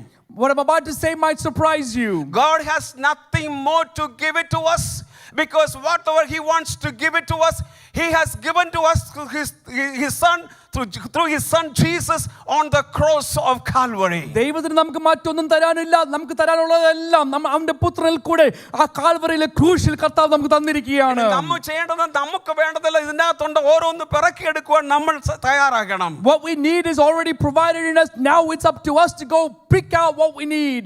നമ്മൾ വാൾമാർട്ടിലേക്ക് പോവുകയാണെങ്കിൽ അവിടെ എല്ലാ സാധനങ്ങൾ ഓരോ സ്ഥലം അവിടെ വെച്ചിട്ടുണ്ട്. When we go to the Walmart, you see many things stored up in the different aisles. Automatic ആയിട്ട് ഒരു സാധനവും നമ്മുടെ ബാസ്ക്കറ്റിലേക്ക് ഒന്നും വീഴത്തില്ല. Nothing automatically comes off the shelf into our shopping cart. നമ്മൾ ഓരോ അലമാരയിലും പോയിട്ട് നോക്കണം നമുക്കുള്ള ആവശ്യങ്ങൾ എന്താണ്, അതിനെ നമ്മൾ എടുത്തിട്ട് നമ്മുടെ ഈ ബാസ്ക്കറ്റിലേക്ക് ഇട്ട് നമ്മൾ കൊണ്ടുവരികയാണ്. When we look at each aisle and we see what we need and we pick up those things, that's what comes into our basket. Let your spiritual eyes to be open. നമ്മുടെ ഹൃദയദൃഷ്ടി പ്രകാശിച്ചിട്ട് ചേർന്ന് പറയ്, കർത്താവേ എൻ്റെ ഹൃദയദൃഷ്ടി ഒന്ന് പ്രകാശിപ്പിക്കണമേ. Say it with me, Lord, let my eyes and my understanding be open. ഈ തിരുവചനത്തിൽ എഴുതിയിരിക്കുന്ന സകല കാര്യങ്ങളും എനിക്കൊന്ന് കാണുവാൻ എൻ്റെ ഹൃദയങ്ങളെ പ്രകാശിപ്പിക്കണമേ. For me to see all the things that are listed and provided for me in the scriptures, oh Lord, open up the eyes of my understanding. എനിക്ക് വേണ്ടിയുള്ളത്, for what's needed for me, എൻ്റെ ശരീരത്തിന് വേണ്ടിയുള്ളത്, what's needed for my flesh, എൻ്റെ മനസ്സിന് വേണ്ടിയുള്ളത്, what's needed for my mind, എൻ്റെ ശുശ്രൂഷയ്ക്ക് ആവശ്യമായിട്ടുള്ളത്, what's needed for my ministry, എൻ്റെ സഭയ്ക്ക് ആവശ്യമായിട്ടുള്ളത്, what is needed for my എൻ്റെ church, കുഞ്ഞുങ്ങൾക്ക് ആവശ്യമായിട്ടുള്ളത്, what is needed for my children, ഭാര്യയ്ക്കും ഭർത്താവിനും ആവശ്യമായിട്ടുള്ളത്, what is needed for my spouse, നാളേക്കുള്ള എല്ലാ കാര്യങ്ങളെക്കുറിച്ചും whatever tomorrow may have, ഈ തിരുവചനത്തിൽ എഴുതിയിട്ടുണ്ട്. it's written already in the book. Take your time and read the Bible. സമയമെടുത്ത് നമ്മൾ ദൈവവചനം വായിക്കുക, തിരുവചനത്തെ വായിക്കുക. read the holy അപ്പോൾ scriptures, നിങ്ങൾക്ക് ആവശ്യമുള്ളതെല്ലാം അവിടെ ദൈവം നിങ്ങൾക്ക് നൽകി തന്നിരിക്കുകയാണ്. and then I promise you God will give you what you need through your reading. ആമേൻ. അതുകൊണ്ട് വചനം ഏറ്റെടുക്കുമ്പോൾ നാം നിറയപ്പെട്ട വചനത്തിൽ കൂടെ വിശ്വാസത്താൽ സംസാരിക്കുന്ന വാക്കുകൾ ഒരു മൂർച്ചയേറിയ ആയുധമായി മാറ്റപ്പെടുകയും നമ്മുടെ ജീവിതത്തിൽ വേണ്ടാത്തത് എല്ലാത്തിനെയും വെട്ടിമാറ്റുവാനായിട്ടിടയായി തീരും. When we receive the word of God and when we fill our hearts with the word of God and we confess from that word of God, that word of God is transformed into a weapon that is sharp and to do what the function needs to do. അതിനുശേഷം യേശു പിന്നെ ഇവിടെ ചില കാര്യങ്ങൾ പറയുന്നുണ്ട്. 21-ാമത്തെ വാക്യം. അപ്പോൾ പത്രോസിന് ഓർമ്മ വന്നു, റബി, നീ ശപിച്ച അത്തി ഉണങ്ങിപ്പോയല്ലോ എന്ന് അവനോട് പറഞ്ഞു. യേശു അവരോട് ഉത്തരം പറഞ്ഞത്, ദൈവത്തിൽ വിശ്വാസം ഉള്ളവർ ആയിരിക്കുവീൻ എന്ന് പറഞ്ഞു. ഇതിന്റെ അർത്ഥം യേശുവിനെ റബി എന്നാണ് പത്രോസ് വിളിക്കുവാനായിട്ട് ഇടയായി തീർന്നത്. Here Peter calls Jesus rabbi. റബി എന്ന വാക്കിന് 3 അർത്ഥമുണ്ട്. 3 meanings to the word rabbi. ഒന്നാമത്തെ അർത്ഥം ഒരു യോക്ക് അല്ലെങ്കിൽ നുകം എന്നാണ് പറയുന്നത്. First meaning is yoke. രണ്ടാമത്തെ അർത്ഥം അതോറിറ്റി എന്നാണ് പറയുന്നത്. The second meaning അധികാരം. മൂന്നാമത്തെ അർത്ഥം അഭിഷേകം എന്നാണ് പറയുന്നത്. The third meaning anointing. അപ്പോൾ യേശു വെറും ഒരു റബി അല്ല. Jesus is not simply a rabbi. അധികാരമുള്ള, one with authority, അഭിഷേകമുള്ള, one anointed, പിന്നെന്താ ഞാൻ പറഞ്ഞ yoke താഴ്മയുള്ള, one who is humble. ഒന്നാണ് നമ്മുടെ യേശു എന്ന് പറയുന്നത്. That's who our Jesus is. അതുകൊണ്ടാണ് നാം യേശുവിന്റെ പുറകെ ഇറങ്ങി തിരിച്ചത്. That's why we follow Jesus. അവൻ അധികാരമുള്ളവനാണ്. He's the one with authority. അവൻ അഭിഷേകമുള്ളവനാണ്. He's anointed. അവൻ താഴ്മയുള്ളവനാണ്. He's humble. അതുകൊണ്ടാണ് യേശു റബിയായി തീരുവാനിടയായി തീർന്നത്. That's why Jesus became a rabbi. Hallelujah. Amen. അപ്പോൾ യേശുവിനെ അനുഗമിച്ചാൽ അവൻ നമ്മുടെ മേൽ അധികാരം തരും. When we follow Jesus, he gives us authority. യേശുവിനെ അനുഗമിച്ചാൽ അവൻ നമുക്ക് താഴ്മ തരും. When we follow Jesus, we become humble. യേശുവിനെ അനുഗമിച്ചാൽ അവൻ നമ്മുടെ മേൽ അഭിഷേകം പകരും. When we follow Jesus, he anoints us. ഈ അഭിഷേകത്തിനായി യേശുവിന്റെ വസ്ത്രത്തിന്റെ തൊങ്ങലിൽ തൊട്ടാൽ യേശുവിൽ നിന്നും ശക്തി പുറപ്പെടും. When someone touches the hem of the garment that Christ is wearing, that power comes out. പ്രാർത്ഥനയ്ക്ക് വേണ്ടി ഉപയോഗിച്ചിരിക്കുന്ന 4 എബ്രായ പദങ്ങളിൽ ഒരു പദമാണ് ഷൽ എന്ന് പറയും. ഷൽ, SHUL, ഷൽ എന്ന് പറയും. The 4 words that are used for prayer in the scriptures, one of those words is shul, SHUL. Shall means draw out, draw out, draw out. Shall എന്ന് പറഞ്ഞാൽ അതിൽ നിന്ന് വലിച്ചെടുക്കുക. അതാണ് രക്തസ്രാവ സ്ത്രീ യേശുവിന്റെ അടുക്കൽ ചെന്നിട്ട് തന്റെ വസ്ത്രത്തിന്റെ തൊങ്ങലിൽ തൊട്ടു എന്നാണ് വായിക്കുന്നത്. That's why we see the woman with the issue of blood goes and touches the hem of the garment of Jesus. എന്താണ് ഈ തൊങ്ങൽ എന്ന് പറയപ്പെടുന്നത്? What is the hem? യേശു റബി ആയിരുന്നതുകൊണ്ട് because Christ was rabbi, ഒരു നീളമുള്ള ഗൗൺ ആണ് യേശു ധരിച്ചിരുന്നത്. he wore a long lengthy gown or robe. ആ ഗൗണിന്റെ താഴെ ഭാഗത്തായി at the very bottom edge of that gown, നൂലുകൾ കൊണ്ട് അവരിങ്ങനെ എംബ്രോയിഡറി കുത്തി തയ്ക്കും, എംബ്രോയിഡറി ഉണ്ടാക്കും. So with using threads they would embroider certain things. ആ എംബ്രോയിഡറി എന്താണെന്ന് ചോദിച്ചാൽ, if you ask me what that embroidery work was, പഴയ നിയമത്തിലെ യഹൂദന്മാരുടെ പുസ്തകമായ തോറയിലെ വാക്യങ്ങളാണ് ഇവിടെ എഴുതി വെക്കുന്നത്. what's written there, what's embroidered or stitched there are verses from the Torah that the Old Testament priests would have. ആ യേശുവിന്റെ വസ്ത്രത്തിന് തൊങ്ങലിൽ തൊട്ടു എന്ന് പറഞ്ഞാൽ, so when you say that she touched the hem of the garment, അവിടെ തുന്നിയതായ തോറയുടെ വചനങ്ങൾ, തുന്നിയതായ ചില നൂലുകൾ യേശുവിന്റെ വസ്ത്രത്തിൽ ഇങ്ങനെ പൊങ്ങി നിന്നു എന്നാണ് പറയുന്നത്. so some threads of what was written on the verse of the hem of the garment may have been sticking up. യേശു ആ സ്ത്രീ അവൾ യേശുവിനെ തൊട്ടപ്പോൾ ഈ പൊങ്ങി നിന്നതായ വസ്ത്രത്തിന്റെ നൂലിൽ ഇങ്ങനെ തട്ടു എന്നാണ് പറയുന്നത്. so what it means is that she touched the hem of the garment, meaning some threads that was sticking out or sticking up, she touched that. എന്ന് പറഞ്ഞാൽ സ്ത്രീ യേശുവിനെ തൊട്ടപ്പോൾ വചനത്തിലാണ് തൊട്ടത്. in other words, when she touched the hem, she's touching the word. വചനത്തെ തൊട്ടാൽ വിടുതൽ യാവരിക്കും. if you touch the word, there will be healing. വചനത്തെ ഏറ്റെടുത്താൽ വിടുതൽ യാവരിക്കും. if you receive the word, there is deliverance. വചനത്തിൽ നടന്നാൽ സൗഖ്യമുണ്ടാകും. if you walk in the word, there is healing. വചനത്തെ തൊട്ടാൽ അതിൽ നിന്ന് ശക്തി പുറപ്പെടും. if you touch the word, the power will come to you. Hallelujah. യേശുവിനെ സ്പർശിക്കുവാൻ നമുക്കിടയായി തീരട്ടെ. let it be that we also have the experience of touching Jesus.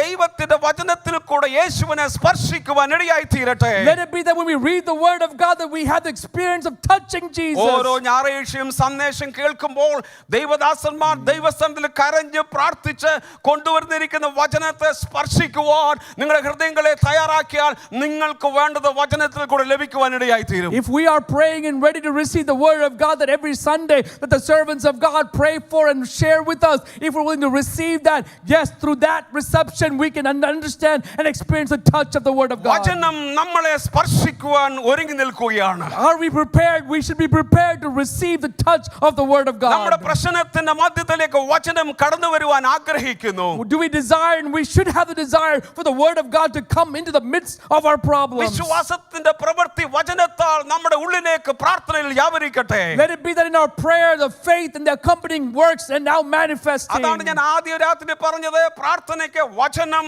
വിശ്വാസം, യേശുക്രിസ്തുവിന്റെ നാമം. that's why in the first day I said in prayer there's faith, there's the word and the name of Jesus. Amen. Hallelujah. Amen. അപ്പോൾ അതുകൊണ്ടാണ് യേശു ശിഷ്യന്മാരെ മീൻപിടുത്തക്കാരെ കണ്ടപ്പോൾ യേശു പറഞ്ഞു follow me എന്ന് പറഞ്ഞു. that's why when he saw the fishermen, Jesus said follow me. ഒരു മനുഷ്യൻ ആരെങ്കിലും വന്ന് ഫോളോ എന്ന് പറഞ്ഞാൽ നമ്മൾ ഫോളോ ചെയ്യുമോ? if somebody comes to us and say follow me, how many of us will do that? അവർക്കറിയാം യേശു ആരാണെന്ന് അറിയാം, അതുകൊണ്ടാണ് ഫോളോ ചെയ്തത്. they knew who Jesus was and they followed him. യേശു ആരെന്ന് അറിയുവാൻ യേശു 18 ആ സമയങ്ങളിലെ അവിടെയുള്ള ആളുകളുമായി ഇടപെടിക്കൊണ്ടിരുന്നു എന്നാണ് വായിക്കുന്നത്. we read that Christ, until he started his ministry, was mingling and interacting with the people in local townspeople. ഓരോ വിശ്വാസികളും നാം ആയിരിക്കുന്ന തലങ്ങളിൽ മറ്റുള്ളവരുമായിട്ട് കമ്മ്യൂണിക്കേറ്റ് ചെയ്യാൻ ശ്രമിക്കണം. we as people of God, believers of God, we in whatever area God has placed us, we should have the desire to mingle with others. മറ്റുള്ളവരുമായിട്ട് relationship build ചെയ്യാൻ ശ്രമിക്കണം. we should build relationship with others. അതാണ് യേശുക്രിസ്തു ചെയ്തത്. that's what Christ did. യേശുവിന്റെ ശുശ്രൂഷയുടെ സ്വഭാവം അങ്ങനായിരുന്നു, മറ്റുള്ളവരുമായി തന്റെ റിലേഷൻഷിപ്പ് ബിൽഡ് ചെയ്തുകൊണ്ടേയിരുന്നു. in his ministry also that we see Christ was building relationship with others. ഈ സഭയുടെ വളർച്ച എന്ന് പറയുന്നത് it's not depend upon the pastor alone. ഈ സഭയുടെ വളർച്ച എന്ന് പറയുന്നത് ഈ സഭയുടെ ശുശ്രൂഷ മാത്രമല്ല, ഈ സഭയുടെ വളർച്ച വന്ന ഓരോ വിശ്വാസികളിലും മറ്റുള്ളവരോട് ദൈവവചനം പറയുന്നതിനും അവരുമായിട്ടുള്ള റിലേഷൻഷിപ്പ് മെയിൻറ്റെയിൻ ചെയ്യുന്നതിലാണ് ചർച്ച വളരുന്നത്. the church grows when each and every believer maintains and builds upon the relationship with one another. Hallelujah. Amen. Are you with me? നിങ്ങൾ എന്നോട് കൂടെ ഉണ്ടോ? ആരെങ്കിലും ഉറങ്ങുന്നുണ്ടെങ്കിൽ കൈ ഉറച്ചെന്ന് സ്തോത്രം പറഞ്ഞാട്ടെ. അറിയില്ലല്ലോ അല്ലേ? Okay, If you're sleeping, you can raise your hand and say hallelujah. മനസ്സിലാവുന്നുണ്ടോ? എന്നോട് കൂടെ ഉണ്ടല്ലോ അല്ലേ? Okay, that is something very much important. I want to go something deep, but no time, so I'm not going there. പക്ഷെ ആഴത്തിലേക്ക് പോയി ആഗ്രഹമുണ്ട്, സമയം കുറവുള്ളതുകൊണ്ട് ഞാൻ അങ്ങോട്ട് പോകുന്നില്ല. അപ്പോൾ യേശുവിന്റെ അടുത്തേക്ക് ഒരു സ്ത്രീയെ കൊണ്ട് നിർത്തി. So they brought a woman and brought her to Jesus. വ്യഭിചാരത്തിൽ പിടിക്കപ്പെട്ട സ്ത്രീയെ യേശുവിന്റെ അടുക്കലേക്ക് കൊണ്ടുവന്നു. Someone who was caught in adultery. എന്തുകൊണ്ടാണ് യേശുവിന്റെ അടുക്കലേക്ക് ആ സ്ത്രീയെ കൊണ്ടുവന്ന് അറിയാമോ? Why did they bring her to Jesus? കാരണം യേശു റബി ആയിരുന്നു. Because Jesus was a rabbi. റബി എന്ന് പറഞ്ഞാൽ അധികാരമുള്ള വ്യക്തി. Rabbi means someone with authority. നിയമങ്ങളെ പോലും കാല അനുസൃതമായി മാറ്റുവാൻ കഴിവുള്ള വ്യക്തിയാണ് റബി എന്ന് പറയപ്പെടുന്നത്. Rabbi is one who can change the laws according to the times. മോശ പോലും ഈ പഴയ നിയമത്തിലെ നിയമങ്ങളിലേക്ക് ചിലത് കൂട്ടിച്ചേർത്തു എന്ന് പറയുന്നുണ്ട്. We read that Moses added to some things to the law.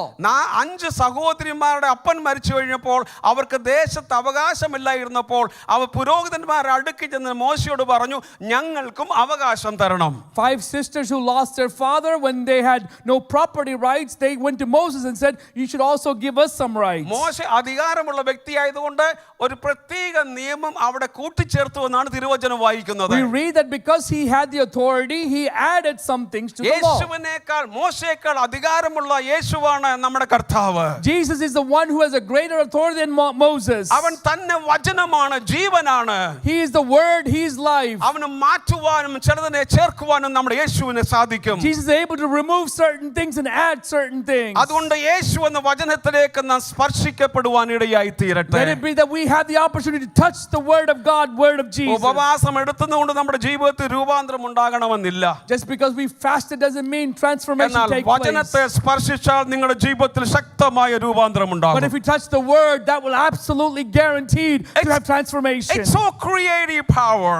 ഇതെല്ലാം ക്രിയാകമായ ശക്തിയാണ്. അതുകൊണ്ട് യേശുവിന്റെ വചനത്തെ തൊടുവാനായിട്ട് ഇടയായി തീരട്ടെ. So let it be that we touch the word of God. അതിന്റെ 1-2 വാക്യം നമുക്ക് നോക്കാം. 23-ാമത്തെ വാക്യം 22-ാമത്തെ വാക്യം. യേശു അവരോട് ഉത്തരം പറഞ്ഞത്, ദൈവത്തിൽ വിശ്വാസമുള്ളവരായിരിക്കും.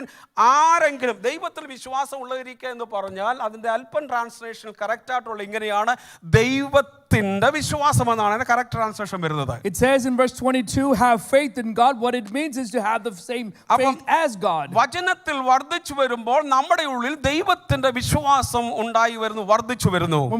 When we read the word and the faith of God, faith that we have increases as the faith of God. ആരെങ്കിലും താൻ പറയുന്നത് സംഭവിക്കുന്നു എന്ന് വിശ്വസിച്ചുകൊണ്ട് ഈ മലയോട് നീങ്ങി കടലിൽ പോകുക എന്ന് പറഞ്ഞാൽ അവൻ പറഞ്ഞതുപോലെ സംഭവിക്കുമെന്ന് ഞാൻ സത്യമായിട്ട് നിങ്ങളോട് പറയുന്നു. ഓക്കെ, അതിൻ്റെ 24-ാമത്തെ വാക്യത്തിൽ, അതുകൊണ്ട് നിങ്ങൾ പ്രാർത്ഥിക്കുമ്പോൾ യാചിക്കുന്നതൊക്കെയും ലഭിച്ചു എന്ന് വിശ്വസിപ്പീൻ, എന്നാൽ അത് നിങ്ങൾക്ക് ഉണ്ടാകും എന്ന് ഞാൻ നിങ്ങളോട് പറയുന്നു. Therefore I say to you, verse 24, whatever things you ask when you pray, believe that you receive them and you will have them. അപ്പോൾ ദൈവത്തിന്റെ വിശ്വാസത്തോടുകൂടെ to the faith of God, പ്രാർത്ഥനയ്ക്കായി ആരംഭിക്കുമ്പോൾ, when we start to pray, നാം പറയുന്ന കാര്യങ്ങൾ, പ്രാർത്ഥിക്കുന്ന കാര്യങ്ങൾ, യാചിക്കുന്ന കാര്യങ്ങൾ ലഭിച്ചു എന്ന് ആദ്യം വിശ്വസിക്കുക. We first believe that whatever we're asking for, praying for, seeking after, that we have already received. എന്നിട്ട് കുറച്ച് ഡോട്ട്സ് അവിടെ ഇടണം. Some dots, you put some gaps there. Dots ഇട്ടിട്ട് പറയണം, എന്നാൽ നിങ്ങൾക്ക് അത് ലഭിക്കും. Then you will receive it. ഇതാണ് പ്രാർത്ഥനയുടേതായിരിക്കും പ്രവൃത്തി എന്ന് പറയപ്പെടുന്നത്. That's the work of prayer. അപ്പം വിശ്വാസം എന്ന് പറയപ്പെടുന്നത്, but when you ask what is faith, ഞാൻ പറഞ്ഞുവല്ലോ യേശു ഈ അത്തിവൃക്ഷം മൂടോടെ ഉണങ്ങിപ്പോയി എന്ന് ഞാൻ പറഞ്ഞുവല്ലോ. As I said, the fig tree dried up from the roots. അപ്പോൾ യേശു പറഞ്ഞ വാക്ക്, the word that Jesus said, അവിടെ പോയി പ്രവർത്തിക്കുകയാണ് തുടങ്ങിയത്. So what happened was the words that Jesus said when we started working there. നാം വിശ്വാസത്താൽ പറയുന്ന വാക്കുകൾ, the words that we say in faith, ആദ്യം പ്രവർത്തിക്കുന്നത് where it first begins, അദൃശ്യ തലങ്ങളിലാണ്. in invisible realms. വിശ്വാസത്തിന്റെ പ്രവൃത്തി ആരംഭിക്കുന്നത് അദൃശ്യ തലങ്ങളിലാണ്. The works of faith actually starts in invisible realms. നമുക്ക് കാണാൻ പറ്റത്തില്ല. We're unable to see Yeshu it. അത്തിവൃക്ഷത്തോട് പറഞ്ഞു സംഭവിച്ചത്. That's why what he said to fig tree, it happened. ആ ഭൂമിയുടെ അടിയിലേക്ക് പോയി നമുക്ക് ആർക്കും കാണാൻ പറ്റാത്ത ആ റൂട്ടിനെ യേശു അവിടെ കട്ട് ചെയ്യുകയായിരുന്നു. So what we are unable to see underground, the roots where it resides, sides, that's where the words of God first worked. വിശ്വാസം അന്ധകാരത്തിലും സഞ്ചരിക്കുന്നു. Faith also journeys through in darkness. വിശ്വാസം അദൃശ്യ തലങ്ങളിൽ പ്രവർത്തിക്കുന്നു. Faith works in the invisible realms. അതുകൊണ്ടാണ് നിങ്ങൾ യാചിക്കുന്നത് ലഭിച്ചു എന്ന് വിശ്വസിക്കുക. That's why he said, believe that you have received it. ഈ മരത്തിന്റെ ചുവട്ടിൽ ഈ ദൈവത്തിന്റെ വാക്ക് പ്രവർത്തിച്ചപ്പോൾ, when at the root of this tree the words of God, words of Jesus started to work, 24 മണിക്കൂറിന് ശേഷം after 24 hours, ആ ഭൂമിയിൽ സംഭവിച്ചതായിരിക്കുന്ന അതിന്റെ പ്രകടീകരണമായിട്ട് വൃക്ഷത്തിൽ വൃക്ഷത്തിൽ കാണുവാനായിട്ട് ഇടയായി തീർന്നു. And the evidence of the demonstration or the evidence of what happened in the underground started to show up and be displayed in the tree itself. അപ്പോൾ നാം വിശ്വാസത്തിൽ നാം പ്രാർത്ഥിക്കുമ്പോൾ, when we pray in faith, ആദ്യം ചെയ്യേണ്ടത് നമ്മുടെ ഹൃദയത്തിന്റെ അന്തർഭാഗത്ത് ലഭിച്ചു എന്ന വിശ്വാസം നാം ഡെവലപ്പ് ചെയ്യുക. the inside of our heart to have the belief that we've already received it. ആമേൻ. എന്നിട്ട് ലഭിച്ചു എന്നതും ഇനി ലഭിക്കും എന്നതിനും ഇടയിലുള്ളതായിരിക്കുന്ന ഒരു സമയമാണ് സ്പിരിച്വൽ ബാറ്റിൽ എന്ന് പറയപ്പെടുന്നത്. When we believe we have received it and the actual reception of it or the receiving of it, that time in between is what we call the spiritual battle ഈ time. ഭാഗത്ത് ആരും നിൽക്കാൻ ആഗ്രഹിക്കുന്നില്ല. No one likes to stand in that window. ഞാൻ പറയണം, കർത്താവേ ഞാൻ സ്വീകരിച്ചിരിക്കുന്നു, പ്രത്യക്ഷമായി ഞാൻ കാണുവാനും പ്രത്യക്ഷമായി സഭ കാണുവാനും പ്രത്യക്ഷമായി എൻ്റെ കുടുംബം കാണുവാനും പ്രത്യക്ഷമായി എൻ്റെ ദേശം കാണുവാനും ഞാൻ അതിനായി ഞാൻ മല്ല് കെട്ടുന്നു, അതിനായി പ്രാർത്ഥിക്കുന്നു.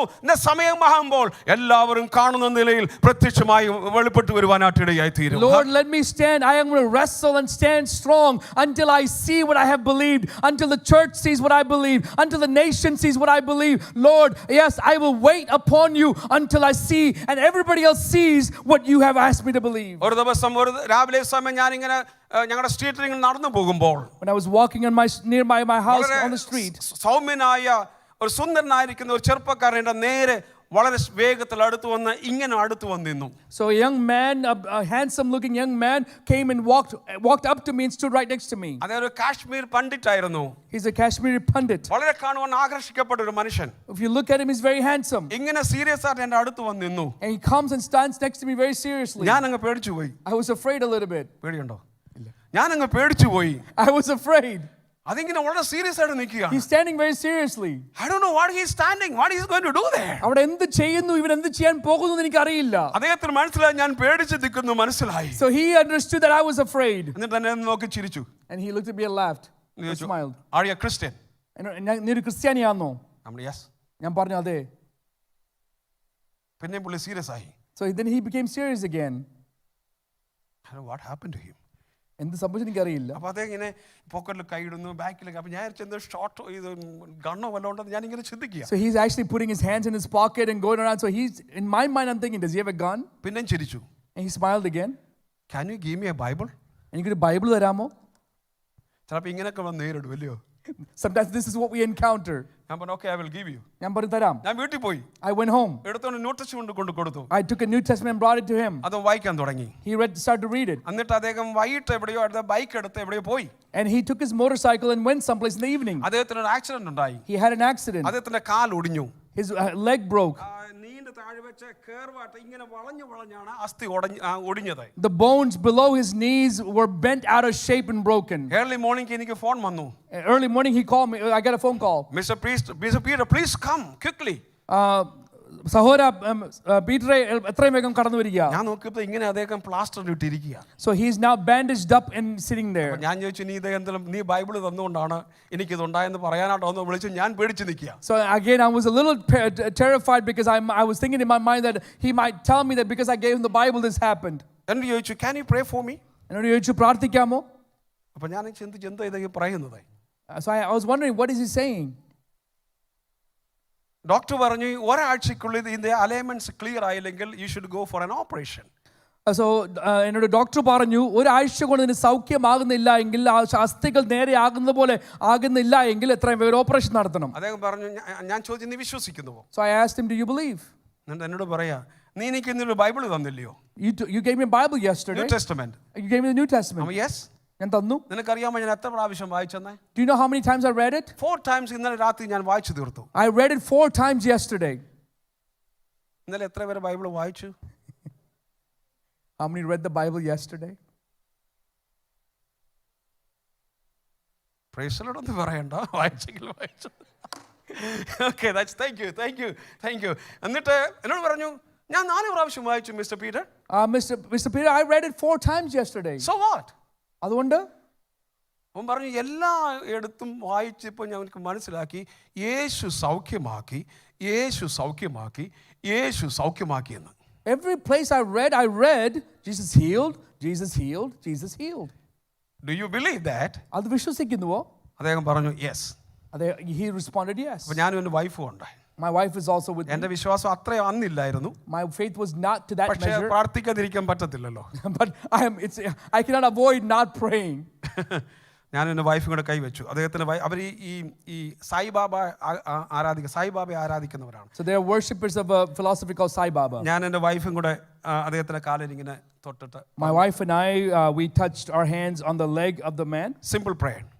We prayed a simple കർത്താവേ, ഞങ്ങൾ ഇന്ന് അദ്ദേഹത്തിന് ബൈബിൾ കൊടുത്തു. അദ്ദേഹം വായിച്ചു. യേശു സൗഖ്യമാക്കുന്നു വിശ്വസിക്കുന്നു, ഞങ്ങളും വിശ്വസിക്കുന്നു.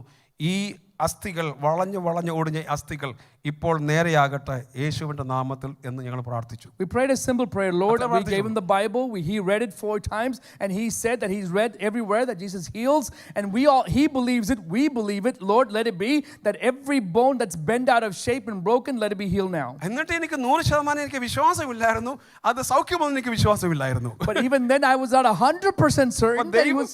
അദ്ദേഹത്തിന്റെ വിശ്വാസത്തിന്റെ അടിസ്ഥാനത്തിൽ ദൈവം പ്രവർത്തിച്ചു. But because of his faith, God worked.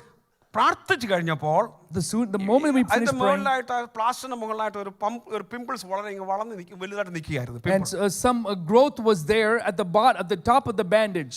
അദ്ദേഹം പറഞ്ഞു, look at this is diminishing.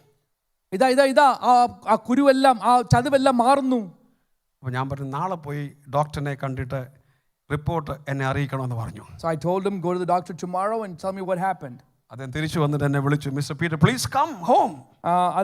He returned home and വിളിച്ചു പറഞ്ഞു, പെട്ടെന്ന് എൻ്റെ വീട്ടിൽ വരിക. പറഞ്ഞു, ഡോക്ടർ പറഞ്ഞു നിനക്ക് ഓപ്പറേഷൻ ഇല്ല, നിന്റെ ബോണിന്റെ അലൈൻമെന്റ്സ് എല്ലാം ക്ലിയർ ആയിരിക്കുന്നു. And the doctor told him there is no operation needed, all the bones are aligned the way it's supposed to be. അദ്ദേഹത്തിന്റെ വിശ്വാസം എൻ്റെ വിശ്വാസം. His faith, my faith. അദ്ദേഹത്തിന്റെ വിശ്വാസം വചനം ഉള്ളിൽ സംഗ്രഹിച്ചു. 4 പ്രാവശ്യം ന്യൂ ടെസ്റ്റ്മെന്റ് വായിച്ചു കഴിഞ്ഞപ്പോൾ, by the time he read the New Testament 4 times, the faith was stored up in his heart. നമ്മൾ എത്ര പ്രാവശ്യം വായിച്ചാലും പഴുമ്പോൾ നമുക്ക് വിശ്വാസം വളരുന്നില്ല. No matter how many times we've read, we always say, oh, my faith is not increasing. Listen, where your knowledge end, your faith also will end. നമ്മുടെ അറിവ് എവിടെ നിൽക്കുന്നോ അവിടെ നമ്മുടെ വിശ്വാസവും നിന്നുപോകും. എവിടെ നിങ്ങളുടെ അറിവ് എവിടെ അവസാനിക്കുന്നുവോ അവിടെ നിങ്ങളുടെ വിശ്വാസവും അവസാനിക്കുന്നു. Where our knowledge ends, our faith also ends. തിരുവചനത്തിലെ സത്യങ്ങളെക്കുറിച്ചുള്ള അറിവ് എവിടെ ഇല്ലാതിരിക്കുന്നുവോ ആ അറിവില്ലാത്തത് മുഖാന്തരമായി ദൈവവചനത്തിൽ നിന്ന് നമുക്ക് ലഭിക്കേണ്ടത് ലഭിക്കാതെ പോകുന്നു. Whenever we forget or we've lost the storing of what we have read in the word and the knowledge that we receive from it, at that moment the works that would be a blessing to us would also end. Every time when you read the scriptures, നമ്മൾ എപ്പോഴെങ്കിലും ദൈവവചനം വായിക്കുമ്പോൾ പരിശുദ്ധാത്മാവിനോട് സംസാരിക്കുക, പരിശുദ്ധാത്മാവേ ഈ വചനത്തെക്കുറിച്ചുള്ള പ്രകാശം എനിക്ക് തരണമേ എന്ന് പ്രാർത്ഥിക്കണം. We should pray, Lord, help me to understand the meaning, the revelation of what I'm reading. തിരുവചനം വായിക്കുമ്പോൾ when we read the scriptures, ദൈവത്തെക്കുറിച്ചുള്ള അറിവ് വർദ്ധിക്കുന്നു. Our knowledge of God increases. ദൈവത്തിന്റെ പ്രവൃത്തികളെക്കുറിച്ചുള്ള അറിവ് വർദ്ധിക്കുന്നു. Our knowledge of the works of God increases. ആ ദൈവത്തെക്കുറിച്ചുള്ള അറിവ് വസിക്കുമ്പോൾ ദൈവത്തിൽ നാം ആശ്രയിക്കുവാൻ ശ്രമിക്കുന്നു. When that knowledge and the works of the knowledge of God increases, we learn to trust in the Lord more. ദൈവത്തിൽ ആശ്രയിക്കാൻ തുടങ്ങുമ്പോൾ നമ്മുടെ വിശ്വാസത്തിന്റെ സ്റ്റെപ്പിലേക്ക് വരുവാനിടയായി തീരും. When we trust in the Lord more, we can take steps of faith moving forward. വിശ്വാസത്തിന് 4 പ്രത്യേകപ്പെട്ട stage ഉണ്ടെന്ന് മനസ്സിലാക്കണം. 4 stages ഉണ്ട് വിശ്വാസത്തിന്. There are 4 aspects or 4 divisions to faith. ഒന്നാമത്തെ വിശ്വാസത്തിന്റെ സ്റ്റേജ് എന്ന് പറഞ്ഞാൽ ഞാൻ യേശുക്രിസ്തുവിൽ വിശ്വസിക്കുന്നു, ഞാൻ സ്വർഗ്ഗത്തിൽ വിശ്വസിക്കുന്നു, പാപത്തെക്കുറിച്ച് എനിക്ക് ബോധ്യമുണ്ട്, ഞാൻ സ്വർഗ്ഗമുണ്ടെന്ന് വിശ്വസിക്കുന്നു. അതാണ് ഒന്നാമത്തെ വിശ്വാസത്തിന്റെ stage. The first stage of faith is to simply say, I believe in Christ, I believe in the heavens, I know I'm a sinner, my sins have been forgiven through Christ. That's the first stage of faith. രണ്ടാമത്തെ വിശ്വാസത്തിന്റെ stage എന്ന് പറയുന്നത് knowledge എന്ന് പറയപ്പെടുന്നതാണ്, അറിവ്. The second stage of faith is knowledge. വിശ്വാസം അറിവിലേക്ക് മാറണം. faith must change into knowledge. മൂന്നാമത്തെ വിശ്വാസത്തിന്റെ സ്റ്റേജ് എന്ന് പറഞ്ഞാൽ വിസ്ഡം എന്നുള്ളതാണ്. The third aspect or stage of faith is wisdom. നമ്മുടെ വിസ്ഡം എന്നുള്ളതായ ഒരു ഒരു ഒരു അറിവ് നമ്മുടെ പരിജ്ഞാനത്തിലേക്ക് വരണം. And knowledge should be transformed into wisdom.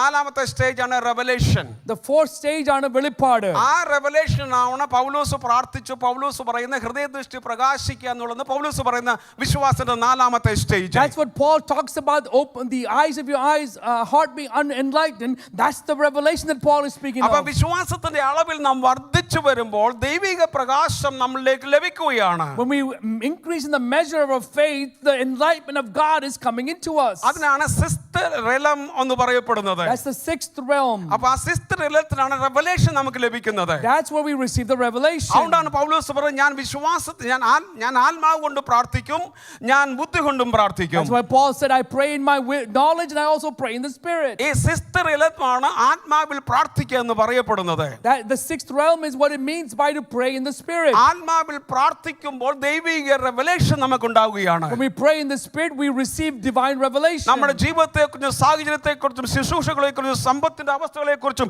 എല്ലാ നിലകളെക്കുറിച്ചുള്ള ഒരു വെളിപ്പാട് നമുക്ക് അവിടെ ഉണ്ടാകുകയാണ്. That's when we receive the revelations about our ministry, about our finances, every aspect of our life. That's where we receive the revelation. ആ റെവലേഷന്റെ സ്റ്റേജിലേക്ക് നാം വന്നു കഴിയുമ്പോൾ we should not walk in the flesh, but we will walk in the spirit. When we come to that revelation, നമ്മൾ ഇനി ജഡത്തിലല്ല നടക്കുന്നത്, ആത്മാവിലാണ് നമ്മൾ നടക്കുന്നത്. ഹല്ലേലൂയ. Amen. ദൈവം നമ്മെക്കുറിച്ച് ആഗ്രഹിക്കുന്ന റെവലേഷനാൽ ആത്മാവിൽ നടക്കുവാൻ ഈ സഭയെ ദൈവം ആഗ്രഹിക്കുകയാണ്. The Lord desires for the church to walk in the revelation that you receive from the spirit. ഈ ഉപവാസ പ്രാർത്ഥന മുഖാന്തരമായ ഒരു പുതിയ തലത്തിലേക്ക് സഭ മാറണം എന്ന് നിങ്ങൾ എല്ലാവരും ആഗ്രഹിക്കുന്നു. We must all desire that the church will be changed to a new level, a new realm during this fasting and prayer. ഒരാൾക്ക് അന്യഭാഷകളുടെ വ്യാഖ്യാനം ഇവിടെ സംഭവിക്കണം. Let it be that people speak in tongues and there will be interpretation of the tongues. ഒരാൾക്ക് വെളിപ്പാട് അവിടെ ഉണ്ടാകണം. Somebody else should have the gift of revelation. ഒരാൾക്ക് discerning of the spirit അവിടെ ഉണ്ടാകണം. Others should have the gift of discerning, വിവേചനപരം. ഒരാൾക്ക് gift of knowledge അവിടെ ഉണ്ടാകണം. Some others should have the gift of knowledge. ഒരാൾക്ക് gift of wisdom അവിടെ ഉണ്ടാകണം. ഇവിടെ അറിവിന്റെയും ജ്ഞാനത്തിന്റെയും കൃപാവരം ഉണ്ടായിരിക്കണം. ഒരാൾക്ക് gift of faith അവിടെ ഉണ്ടാകണം. വിശ്വാസത്തിന്റെ വരം ഉണ്ടായിരിക്കണം. ഒരാൾക്ക് gift of healing അവിടെ ഉണ്ടാകണം. രോഗസൗഖ്യ വരം ഉണ്ടായിരിക്കണം. ഒരാൾക്ക് gift of miracles അവിടെ ഉണ്ടാകണം. അത്ഭുതങ്ങളുടെ വരം ഉണ്ടായിരിക്കണം. ഒരാൾക്ക് interpretation of tongues അവിടെ ഉണ്ടാകണം. വ്യാഖ്യാനങ്ങളുടെ കൃപാവരം വേണം. ഒരാൾക്ക് വിവിധ ഭാഷകൾ സംസാരിക്കുന്ന വരം ഉണ്ടാകണം. There should be gifts of speaking in other tongues. ഇതെല്ലാം സംഭവിക്കുന്നത് when does this happen? വിശ്വാസത്തിന്റെ ആറാമത്തെ തലമായ റെവലേഷൻ നാം പ്രവേശിക്കുമ്പോൾ When we go into the sixth realm known as revelation, ആത്മാവിൽ പ്രാർത്ഥിക്കുമ്പോൾ when we pray in the spirit, ഇതെല്ലാം ഓട്ടോമാറ്റിക്കലായി ചർച്ചിനുള്ളിൽ പ്രകടമാകണം. that's when hallelujah. this all manifests or becomes evidence in the church itself. Hallelujah. Amen. Hallelujah. Amen. Can you lift up your hands and say hallelujah? Hallelujah. പണം നമ്മുടെ പുറകെ വരും. Money will follow us. നമ്മുടെ പണത്തിന്റെ പുറകെ പോകണ്ട. We shall not follow money. നിങ്ങളുടെ ജോലികൾക്കിടയിൽ ദൈവം നിങ്ങൾക്ക് പ്രത്യേകമായി ബുദ്ധി പ്രകാശിപ്പിച്ചു തരും. In our workplaces, God will give us special insights. നിങ്ങൾ വണ്ടി ഓടിച്ചുകൊണ്ട് പോകുമ്പോൾ ആത്മാവിൽ പ്രാർത്ഥിച്ചുകൊണ്ട് പോകുക. When we drive, pray in the spirit and drive. നിങ്ങളുടെ അടുക്കൽ ആള് വന്നിട്ട് നിങ്ങൾ ചെയ്യുന്ന ജോലി എങ്ങനെ ഇത്രയും പെട്ടെന്ന് ചെയ്തു തീർക്കുന്നു എന്ന് അറിയുവാൻ ആൾക്കാർ നിങ്ങളുടെ അടുക്കലേക്ക് വരും. People will come and ask, how is that you're able to finish the work so efficiently and so well? അങ്ങനെയുള്ള ദൈവിക ബുദ്ധി ലഭിക്കുന്ന അനുഭവമാണ് റെവലേഷൻ പ്രാർത്ഥന എന്ന് പറയപ്പെടുന്നത്. That is what it means to have a revelatory prayer, is to receive that divine knowledge. പെട്ടെന്ന് ഞാൻ മുന്നോട്ട് ഒന്ന് രണ്ട് കാര്യങ്ങൾ പറഞ്ഞിട്ട് ഞാൻ ഇവിടെ അവസാനിപ്പിക്കാം. Let me say a few more things and conclude. അതിന്റെ 24ാമത്തെ വാക്യത്തിൽ നാം വായിച്ചു, നിങ്ങൾ പ്രാർത്ഥിക്കുമ്പോൾ യാചിക്കുന്നൊക്കെ ലഭിച്ചു എന്ന് വിശ്വസിപ്പിൻ, എന്നാൽ നിങ്ങൾക്ക് അത് ലഭിക്കും. ഞാൻ പറഞ്ഞ സ്പിരിച്വൽ ബാറ്റിൽ ഉണ്ട്. Spiritual battle, there's a spiritual battle taking place. ഒരുപക്ഷെ ദൈവം നമ്മുടെ ഉള്ളിൽ പ്രകാശിപ്പിച്ചന്നിരിക്കുന്ന ആ വിശ്വാസത്തിന്റെ പ്രവൃത്തി പ്രകടമാകുവാൻ ഒരുപക്ഷെ നമുക്ക് പലപ്പോഴും സ്പിരിച്വൽ ബാറ്റിൽ അതിനുവേണ്ടി ഉപസിക്കേണ്ടതായിട്ട് പോലും ചെയ്യണം. And what you have believed, and for that to be true in our life, there might be a gap in which we may go through a spiritual battle, and for that maybe you fast and pray. സാത്താന്യ ശക്തികൾ ദൈവം നമുക്ക് വേണ്ടി കൽപ്പിച്ചാക്കിയിരിക്കുന്ന കാര്യങ്ങളെ വെളിപ്പെടാതെ വണ്ണം നമ്മുടെ മനസ്സിനെ പോലും സംശയത്തിലേക്ക് കൊണ്ടുവരാൻ സാധ്യതയുണ്ട്. The demonic realms and demonic angels might even cause our hearts to doubt what we have believed and what we have heard and received. അവിടെയാണ് സ്പിരിച്വൽ ബാറ്റിൽ ആത്മാവിൽ പ്രാർത്ഥിക്കേണ്ടത്. That's where we have the spiritual battle. That's where that posture battle happens. അങ്ങനെ ആത്മാവിൽ പ്രാർത്ഥിച്ചു കഴിയുമ്പോൾ When we pray in the spirit in that manner, നമ്മുടെ ഹൃദയ അന്തർഭാഗത്ത് ലഭിച്ചിരിക്കുന്ന വിശ്വാസത്തിന്റെ ഉറപ്പ്, the assurance of the faith that we have in the inside of our heart, നമ്മൾ കണ്ട് അതിശയിക്കത്തക്കവണ്ണം, for us to see and to be marveled, മറ്റുള്ളവർ കണ്ട് അതിശയിക്കത്തക്കവണ്ണം, for others to see and be amazed, എല്ലാവരുടെ മുൻപിൽ ഒരു ദിവസം പ്രകടമായി വരും. and it will be fulfilled in the midst of all people. അതിനുവേണ്ടി നിങ്ങൾ സ്പിരിച്വൽ ബാറ്റിൽ ചെയ്യണം. For that ഒരു ആത്മീക പോരാട്ടമുണ്ട്. നിങ്ങളുടെ വിശ്വാസത്തിന്റെ പ്രവൃത്തി അന്ധകാരത്തിന്റെ നിലയിലും പ്രവർത്തിക്കുന്നു. Even in the realms of darkness, our faith will travel through and work in those realms. അദൃശ്യമായ തലത്തിലും നിങ്ങളുടെ വിശ്വാസം The പ്രവർത്തിച്ചുകൊണ്ടിരിക്കും. faith will continue to work even in the unseen areas. 25ാമത്തെ വാക്യം, നിങ്ങൾ പ്രാർത്ഥിക്കുമ്പോൾ നിങ്ങൾക്ക് സ്വർഗ്ഗസ്ഥന നിങ്ങൾ പ്രാർത്ഥിക്കുവാൻ നിൽക്കുമ്പോൾ സ്വർഗ്ഗസ്ഥനായ നിങ്ങളുടെ പിതാവ് നിങ്ങളുടെ പിഴകളെയും ക്ഷമിക്കേണ്ടതിന് നിങ്ങൾക്ക് ആരോടെങ്കിലും വലുതും ഉണ്ടെങ്കിൽ അവനോട് ക്ഷമിക്കുവിൻ. ഓക്കെ, ഇവിടെ പറയാം നിങ്ങൾ പ്രാർത്ഥിക്കുവാൻ നിൽക്കുമ്പോൾ. When you stand to pray, നമ്മൾ ഭയങ്കര ബുദ്ധിമാന്മാരല്ലയോ? we're very wise. ആരോടെങ്കിലും ക്ഷമിക്കാൻ ബുദ്ധിമുട്ടുണ്ടെങ്കിൽ എഴുന്നേറ്റ് നിൽക്കത്തില്ല. കാരണം എഴുന്നേറ്റ് തീരുമാനം ക്ഷമിക്കുവാൻ ഓർമ്മ വരും. അപ്പോൾ ഇരുന്നങ്ങ് പ്രാർത്ഥിക്കും. So what do? We don't stand and pray, because when we stand and pray, the Holy Spirit might convict us to go and ask for forgiveness or forgive. So what do? We sit and pray. നമ്മളെല്ലാം വേദവസ്തു അതുപോലെ അങ്ങ് അംഗീകരിക്കുന്നവരാ. We accept the Bible as is. അപ്പോൾ എഴുന്നേറ്റ് നിന്ന് പ്രാർത്ഥിച്ച് നിൽക്കുമ്പോൾ When we stand to pray, നിങ്ങൾക്ക് ആരെക്കുറിച്ചെല്ലാം ഓർമ്മ വരും. അപ്പോൾ അവനോട് ക്ഷമിക്കണം. so you might be reminded of someone, and at that moment you must forgive. അപ്പം എഴുന്നേറ്റ് നിന്നില്ലെങ്കിലോ? So if you don't stand, കുഴപ്പമില്ലല്ലോ. അപ്പോൾ No ക്ഷമിക്കേണ്ട ആവശ്യമില്ലോ. there's no need to forgive. ഈ റിപ്പന്റ് എന്ന് പറയപ്പെടുന്ന വാക്കിന്റെ അർത്ഥമുണ്ട്. റിപ്പന്റ് എന്ന വാക്കിന്റെ അർത്ഥം, Manasandram, repentance, the word has a meaning. Hebrew പദത്തിന്റെ അർത്ഥം ഹീബ്രു ശബ്ദം ഇങ്ങനെയാണ് ടൗഷ എന്ന് പറയപ്പെടുന്ന ടൗഷ. Tausha is the Hebrew word. ടൗഷ എന്ന വാക്കിന്റെ അർത്ഥം, The meaning of that, നിങ്ങളുടെ വീടിനെ തീ കത്തിക്കുക, put your house up, burn your house up, ഓടിപ്പോകുക, run away, തിരിച്ചവിടോട്ട് വരാതിരിക്കുക. and don't come back. ടൗഷ എന്ന് പറഞ്ഞാൽ The meaning of Tausha, Hebrew പദമാണ്. it's a Hebrew word. നിങ്ങൾ വീടിനെ കത്തിക്കുക, So you put your house on fire, ഓടിപ്പോകുക, run away, തിരിച്ചു വരത്തില്ല. don't come back. അതാണ് repent. That's what repent. പഴയ ജീവിതത്തിന്റെ സ്വഭാവങ്ങളെ കത്തിക്കുക, The old nature of our flesh, burn it up. കത്തികൊണ്ട് കത്തിക്കുക, കത്തികൊണ്ട് കുത്തുക, Pierce it cut it with a sword. അതിനെ മുറിച്ച് കളയുക. Cut it away, sever it. നിങ്ങളുടെ ജീവിതത്തിൽ ദൈവത്തിന്റെ അറിവ് ലഭിക്കുമ്പോൾ, നിങ്ങൾ ജീവിക്കേണ്ട രീതി എന്തെന്നുള്ള അറിവ് ലഭിക്കുമ്പോൾ, When we receive the knowledge and the understanding that how we should conduct our life, നിങ്ങൾക്ക് നന്മയെക്കുറിച്ചും തിന്മയെക്കുറിച്ചുള്ള അറിവുണ്ടാകും. when we know what the difference between good and evil is, അതിനെക്കുറിച്ച് അറിവുണ്ടാകുമ്പോൾ when we receive that knowledge, ഞാൻ പറയുകയാണ്, I'm telling you, ഞാൻ അതിനെ നശിപ്പിക്കുകയാണ്. I will destroy the evil. എറിഞ്ഞു കളഞ്ഞാൽ ആരെങ്കിലും എടുക്കും. If I throw it, somebody else might pick it up. വെള്ളം കുടിച്ചിട്ട് പ്ലാസ്റ്റിക് ബോട്ടിൽ അവിടെ കൊടുത്താൽ റീസൈക്ലിംഗ് ചെയ്യും. If I drink from a plastic bottle and leave it there, somebody else might take it അപ്പോൾ and നമ്മുടെ recycle it. സ്വഭാവങ്ങളെ എവിടെയെങ്കിലും എങ്ങനെ മാറ്റി വെച്ചാൽ നടക്കത്തില്ല. So it's not about just leaving our behaviors here and there. ആ സ്വഭാവങ്ങൾ സൃഷ്ടിക്കുന്ന ആ സ്ഥലത്തെ മുഴുവനും നശിപ്പിക്കണം. Every area that creates that character within us must be destroyed. എവിടെയാണ് അത് വസിക്കുന്നത് അതിനെ കംപ്ലീറ്റ് അതിനെ തീ വെച്ച് നശിപ്പിക്കണം. Wherever that character comes out, that behavior comes from, that should be completely consumed by fire. വീടിന് തീ വെച്ചാൽ ആരെങ്കിലും നിൽക്കുവോ? If your house is on fire, will anybody stand back? പെട്ടെന്ന് പാസ്പോർട്ട് എടുത്തോണ്ട് പോകും. Somebody will grab their പിന്നെ passport. ബാക്കിയുള്ള പ്രധാനപ്പെട്ട കാര്യങ്ങളെല്ലാം എടുക്കും. Important things you will grab. എല്ലാം എടുക്കാൻ പറ്റും, പെട്ടെന്ന് ഓടിപ്പോകും. Whatever you can grab, you'll take it and run away. അവിടെ നിന്നാൽ നമ്മളും ഇല്ലാതായി തീരും. If you stand there, you'll also be consumed by അത് fire. കംപ്ലീറ്റ് ചാരമായി തീരും. It will become ashes. പിന്നെ അവിടെ കാര്യങ്ങളും തിരിച്ചു വരുമോ? But who comes back to it? ഇതാണ് Nobody. റിപ്പന്റൻസ് എന്ന് പറയപ്പെടുന്നത്. That's what repentance means. നമ്മുടെ പലപ്പോഴും നമ്മുടെ റിപ്പന്റൻസ് അല്പസമയത്തൊക്കെ മാത്രമേ ഉള്ളൂ. For most of us, repentance is for a brief time. എന്നാൽ ദൈവം പറയുന്നു ഇങ്ങനെയുള്ള റിപ്പന്റിന്റെ അനുഭവത്തിലേക്ക് വരണം. God is saying we must come to that type of repentance. ക്ഷമിക്കണം. Forgive. ആരോടെങ്കിലും ഉണ്ടെങ്കിൽ ക്ഷമിക്കണം. To anyone that you have any sort of പകയുണ്ടെങ്കിൽ grievance, ക്ഷമിക്കണം. വിദ്വേഷം ഉണ്ടെങ്കിൽ ക്ഷമിക്കണം. hatred or നിങ്ങളുടെ jealousy, സഹോദരനെ മറ്റുള്ളവനേക്കാൾ ശ്രേഷ്ഠനെന്ന് എണ്ണണം. you should esteem others better than you. ഇതൊക്കെ യേശുവിന്റെ പ്രാക്ടിക്കൽ ലൈഫുള്ള കാര്യങ്ങളാണ്. These are practical things that we see നമ്മൾ in the life of സ്വർഗ്ഗത്തിൽ Christ. പോകാനിരിക്കുന്നെങ്കിൽ പല കാര്യങ്ങളൊക്കെ പ്രാക്ടിക്കൽ കാര്യങ്ങൾ നമ്മൾ മറന്നു പോവുകയാണ്. Even though we're waiting to go to heaven, we forget some of the practical things the scripture teaches us. സുവിശേഷങ്ങൾ വായിക്കുക.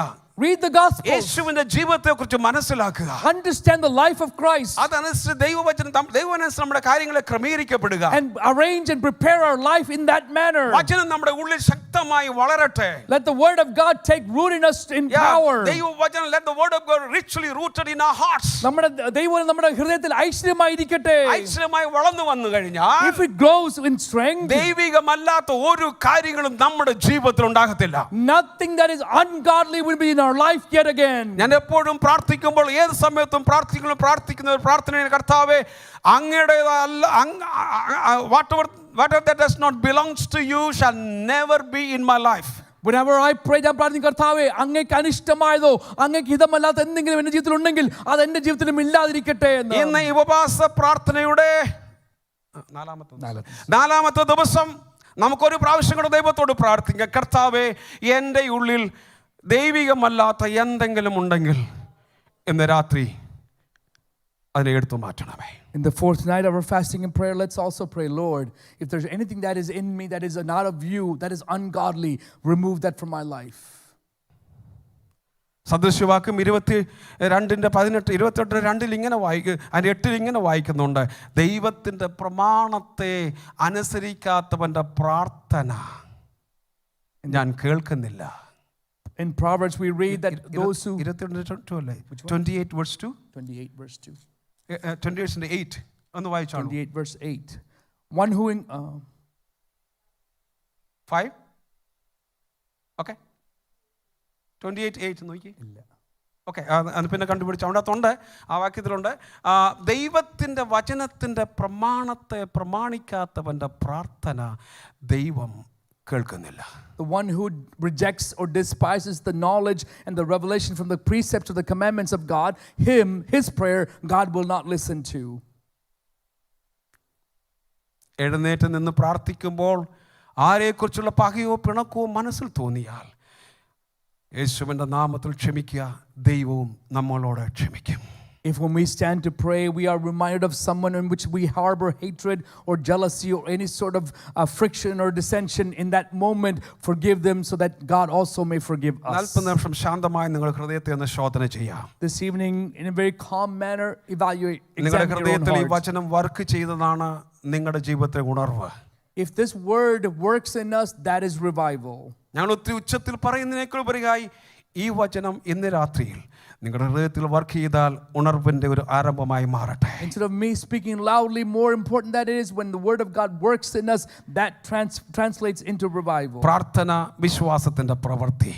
Prayer and the faith that accompany the works that accompany the faith. ഇത് രണ്ടും ഇതേ സമയത്ത് നടക്കുമാറാകട്ടെ. Let both of those happen simultaneously. അദൃശ്യമായ തലങ്ങളിലേക്ക് ദൈവത്തിന്റെ പ്രവൃത്തി കാണട്ടെ. Let we see the works of God in the unseen realms. ദൈവം ആഗ്രഹിക്കുന്ന നിലയിൽ ഒരു ഫലപ്രദമായ ജീവിതത്തിനായി നമ്മെ സമർപ്പിക്കാം. Let's surrender our lives to be a fruitful life just as the Lord desires. യേശു നോക്കിയപ്പോൾ അത്തിവൃക്ഷത്തിൽ ഫലമില്ലാതെ പോയി. When Jesus looked, the fig tree had no fruits. അതിന് ഫലം കൊടുക്കേണ്ട സമയമായിരുന്നു എന്നാണ് വായിക്കുന്നത്. It says it's not the season for the figs. എന്നാൽ നമുക്ക് മനസ്സിലാക്കേണ്ടുള്ള കാര്യം എപ്പോഴും നമ്മുടെ ജീവിതത്തിൽ ഫലമുള്ള ജീവിതമായി തീരട്ടെ. But what we must understand is that every time and all times there must be fruit evident in us. നമ്മുടെ നാഥൻ നമ്മളെ അന്വേഷിക്കുമ്പോൾ നമ്മുടെ ജീവിതത്തിൽ ഫലമുള്ളതായി തീരട്ടെ. When our master looks and seeks for us, let him find us as being fruitful. അവൻ നമ്മുടെ അടുക്കലേക്ക് വരുമ്പോൾ ചില ആത്മാവിന്റെ ഫലങ്ങൾ പുറപ്പെടുവിക്കുവാൻ ഇടയാകട്ടെ. When he comes near to us, let there be fruits of the spirit that's evident to him. ദുഷ്ടന്മാരുടെ ആലോചന പ്രകാരം നടക്കാതെയും പാപികളെ വഴി നിൽക്കാതെയും പരിഹാസികളുടെ ഇരിപ്പിടത്തിൽ ഇരിക്കാതെയും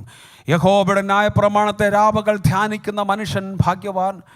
അവൻ ആറ്റരികത്ത് നട്ടിരിക്കുന്നതും തക്കകാലത്ത് ഫലം കായ്ക്കുന്നതുമായ ഇലവാടാത്ത വൃക്ഷം പോലെ ഇരിക്കും. അവൻ ചെയ്യുന്നത് ഒക്കെ സാധിക്കും. ഇതാണ് ഒരു സാധാരണ Christian life. An ordinary Christian life is what we read in the first Psalm when it says, but those who delight in the law of the Lord day and night, he will bring forth fruit in every season. ഇതൊരു സാധാരണ Christian life എങ്കിൽ, if that's a normal life, think about the supernatural Christian life that God is already prepared for us. നമുക്ക് വേണ്ടി ദൈവം ഒരുക്കിയിരിക്കുന്ന അമാനുഷികമായ രീതിയിലുള്ള ജീവിതത്തെക്കുറിച്ച് നമ്മൾ ചിന്തിച്ചാൽ ആ ഒരു വിശ്വാസത്തിന്റെ തലത്തിലേക്ക് നമുക്ക് മടങ്ങി വരാം. if we come to that realm of faith, പ്രാർത്ഥനയാൽ നമ്മുടെ വിശ്വാസത്തോടു കൂടെ കാര്യങ്ങളെ നമുക്ക് പ്രഖ്യാപിക്കാം. in prayer and faith, let's declare the the things that need to take place. നമ്മുടെ സഭാ തലങ്ങളിൽ അങ്ങനെയുള്ള ചില കാര്യങ്ങൾ സംഭവിക്കട്ടെ. In the church, let those kind of things happen. നമ്മുടെ ഈ പട്ടണത്തിൽ അങ്ങനെയുള്ള ചില കാര്യങ്ങൾ സംഭവിക്കട്ടെ. In this city, let those things happen. എൻ്റെ ശരീരത്തിലും എൻ്റെ ആത്മാവിനും അങ്ങനെയുള്ള കാര്യങ്ങൾ സംഭവിക്കട്ടെ. In my body, in my spirit, let those kind of things happen. യേശുവിന്റെ അധികാരമുള്ള നാമത്തിലെ In the name of with authority of Jesus ഞാൻ കഴിഞ്ഞ Christ. ദിവസം പറഞ്ഞുവല്ലോ, യേശു എന്ന വാക്ക് in the name of Jesus-ന്റെ അർത്ഥം ഞാൻ നിങ്ങളോട് പറഞ്ഞുവല്ലോ. I already shared you what it means to say in the name of Jesus. യേശുവിന്റെ അധികാരത്തിൽ, യേശുവിന്റെ സ്വഭാവത്തിൽ, യേശുവിന്റെ നേച്ചറിൽ, യേശുവിന്റെ വിശുദ്ധിയിൽ ജീവിക്കുന്നതിനെയാണ് in the name of Jesus എന്ന് പറയുന്നത്. In the name of Jesus means to speak and live out in the faith of Jesus, in the character of Jesus, in the holiness of Jesus. അങ്ങനെ നാം in the name of Jesus എന്ന് പറഞ്ഞു കഴിയുമ്പോൾ When we say in the name of Jesus with that sort of qualification, നാം പ്രഖ്യാപിക്കുന്ന കാര്യങ്ങൾ അതുപോലെ തന്നെ ദൈവം അവിടെ എസ്റ്റാബ്ലിഷ് ചെയ്യുവാൻ ഇടയായി whatever തീരും. we declare, that God will establish those things just as we declare ഈ it. ഉപവാസ പ്രാർത്ഥനയുടെ ഈ ദിവസങ്ങളിൽ In these days of our fasting and prayer, അങ്ങനെയുള്ള ആത്മീയ തലത്തിലേക്ക് നമുക്ക് ഉയർന്നു വരാം. let's be increased, let's be exalted to that realm. നമ്മുടെ വീട്ടിൽ യേശുവിന്റെ നാമം ഉയരട്ടെ.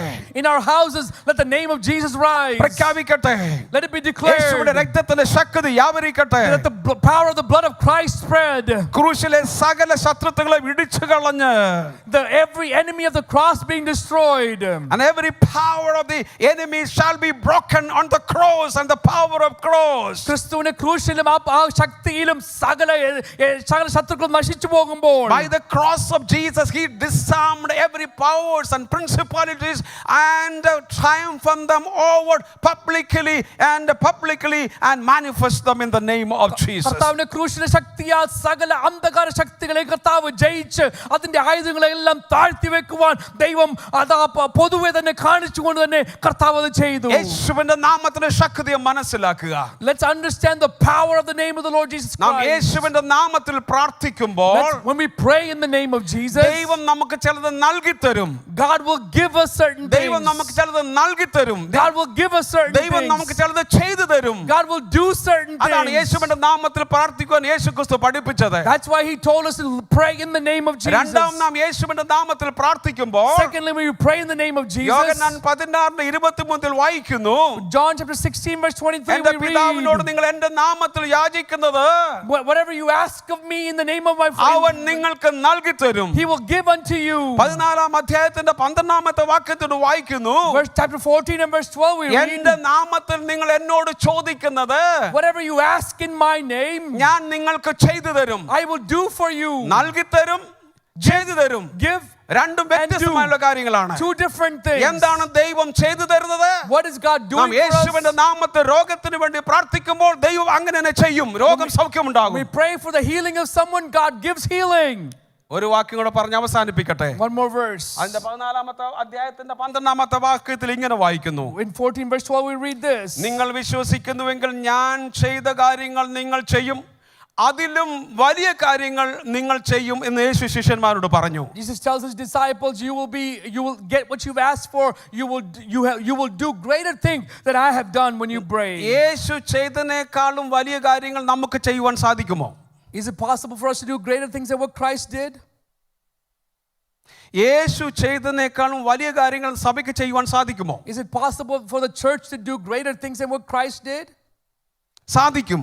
Yes. അതിന്റെ കാരണം എന്താണെന്ന് അറിയാമോ? And the reason? യേശു അത്ഭുതങ്ങളെ ചെയ്തത്, The miracles that Christ did, യേശു ദൈവം ആയിരുന്നത് കൊണ്ടല്ല അത്ഭുതങ്ങളെ ചെയ്തത്. it's not because he was God that he did it. യേശു അത്ഭുതങ്ങളെ ചെയ്ത ദൈവമായിരുന്നതെങ്കിൽ, If Jesus did the miracles because he was God, യേശു ചെയ്തതിനേക്കാളും വലിയ കാര്യങ്ങൾ നമുക്ക് ചെയ്യുവാൻ സാധിക്കത്തില്ല.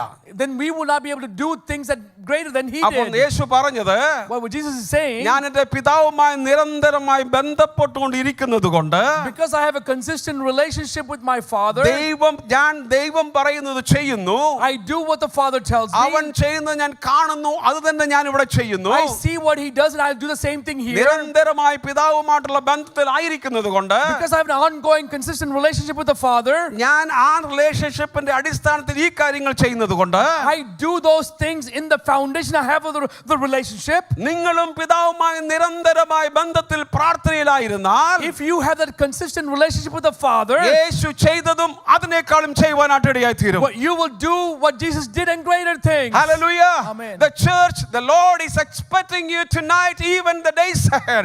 God wants this church to do more than what Jesus did, even more than what he had been doing in the life. കർത്താവായ യേശുക്രിസ്തുവിന്റെ ശുശ്രൂഷകാലങ്ങളിൽ ചെയ്തതിനപ്പുറമായി അതിനുപരിയായി ഈ സഭ കർത്താവിനോട് ബന്ധപ്പെട്ട് പ്രാർത്ഥന ഉറ്റിരുന്നുകൊണ്ട് ചെയ്യണമെന്നാണ് ദൈവം നമ്മളെ കുറിച്ച് ആഗ്രഹിക്കുന്നത്. 21 ദിവസം ഉപവാസത്തിലിരിക്കുന്ന ദൈവത്തിന്റെ മക്കളെ, People of God who are praying and fasting for ദൈവത്തോട് 21 days, നിരന്തരമായിരുന്നാൽ if you have that consistent relationship, ദൈവത്തിന്റെ അദൃശ്യമായ സാന്നിധ്യം നിങ്ങളിലേക്ക് ഇറങ്ങി വരും. the invisible presence of God will be in our lives. നിങ്ങളുടെ വാക്കിൽ കൂടെ സൃഷ്ടികൾ നടക്കും.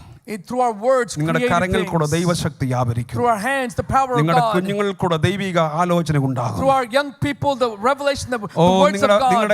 നിങ്ങളെ എല്ലാവരും പ്രവചിക്കുവാൻ തുടങ്ങും. We will start to prophesy. അതാണ് ദൈവത്തിന്റെ അന്ത്യനാളത്തെ സഭയെക്കുറിച്ചുള്ള ആഗ്രഹം. That's what God expects out of the church in the end times. നമുക്ക് അതിനുവേണ്ടി നമ്മുടെ ജീവിതത്തെ സമർപ്പിക്കാം. For us, let's surrender our lives for that reason. വിശ്വാസത്തിന്റെ പ്രാർത്ഥന, വചനത്തിന്റെ അടിസ്ഥാനമായിട്ടുള്ള പ്രാർത്ഥന, അദൃശ്യമായ തലങ്ങളിൽ പ്രവർത്തിക്കുന്ന ദൈവത്തിന്റെ പ്രവൃത്തി ഈ ദിവസങ്ങളായി ദൈവസഭ കാണുവാൻ നമുക്ക് പ്രാർത്ഥിക്കാം. Let's pray that the prayer of faith and the prayer that we have in the word of God and the faith that comes from the word of God, that becomes our foundation. In the name of Jesus. യേശുവിന്റെ നാമത്തിൽ കർത്താവേ, ഞാൻ ഈ സഭയ്ക്കായി ഒരു പ്രാവശ്യം കൂടെ പ്രാർത്ഥിക്കുന്നു.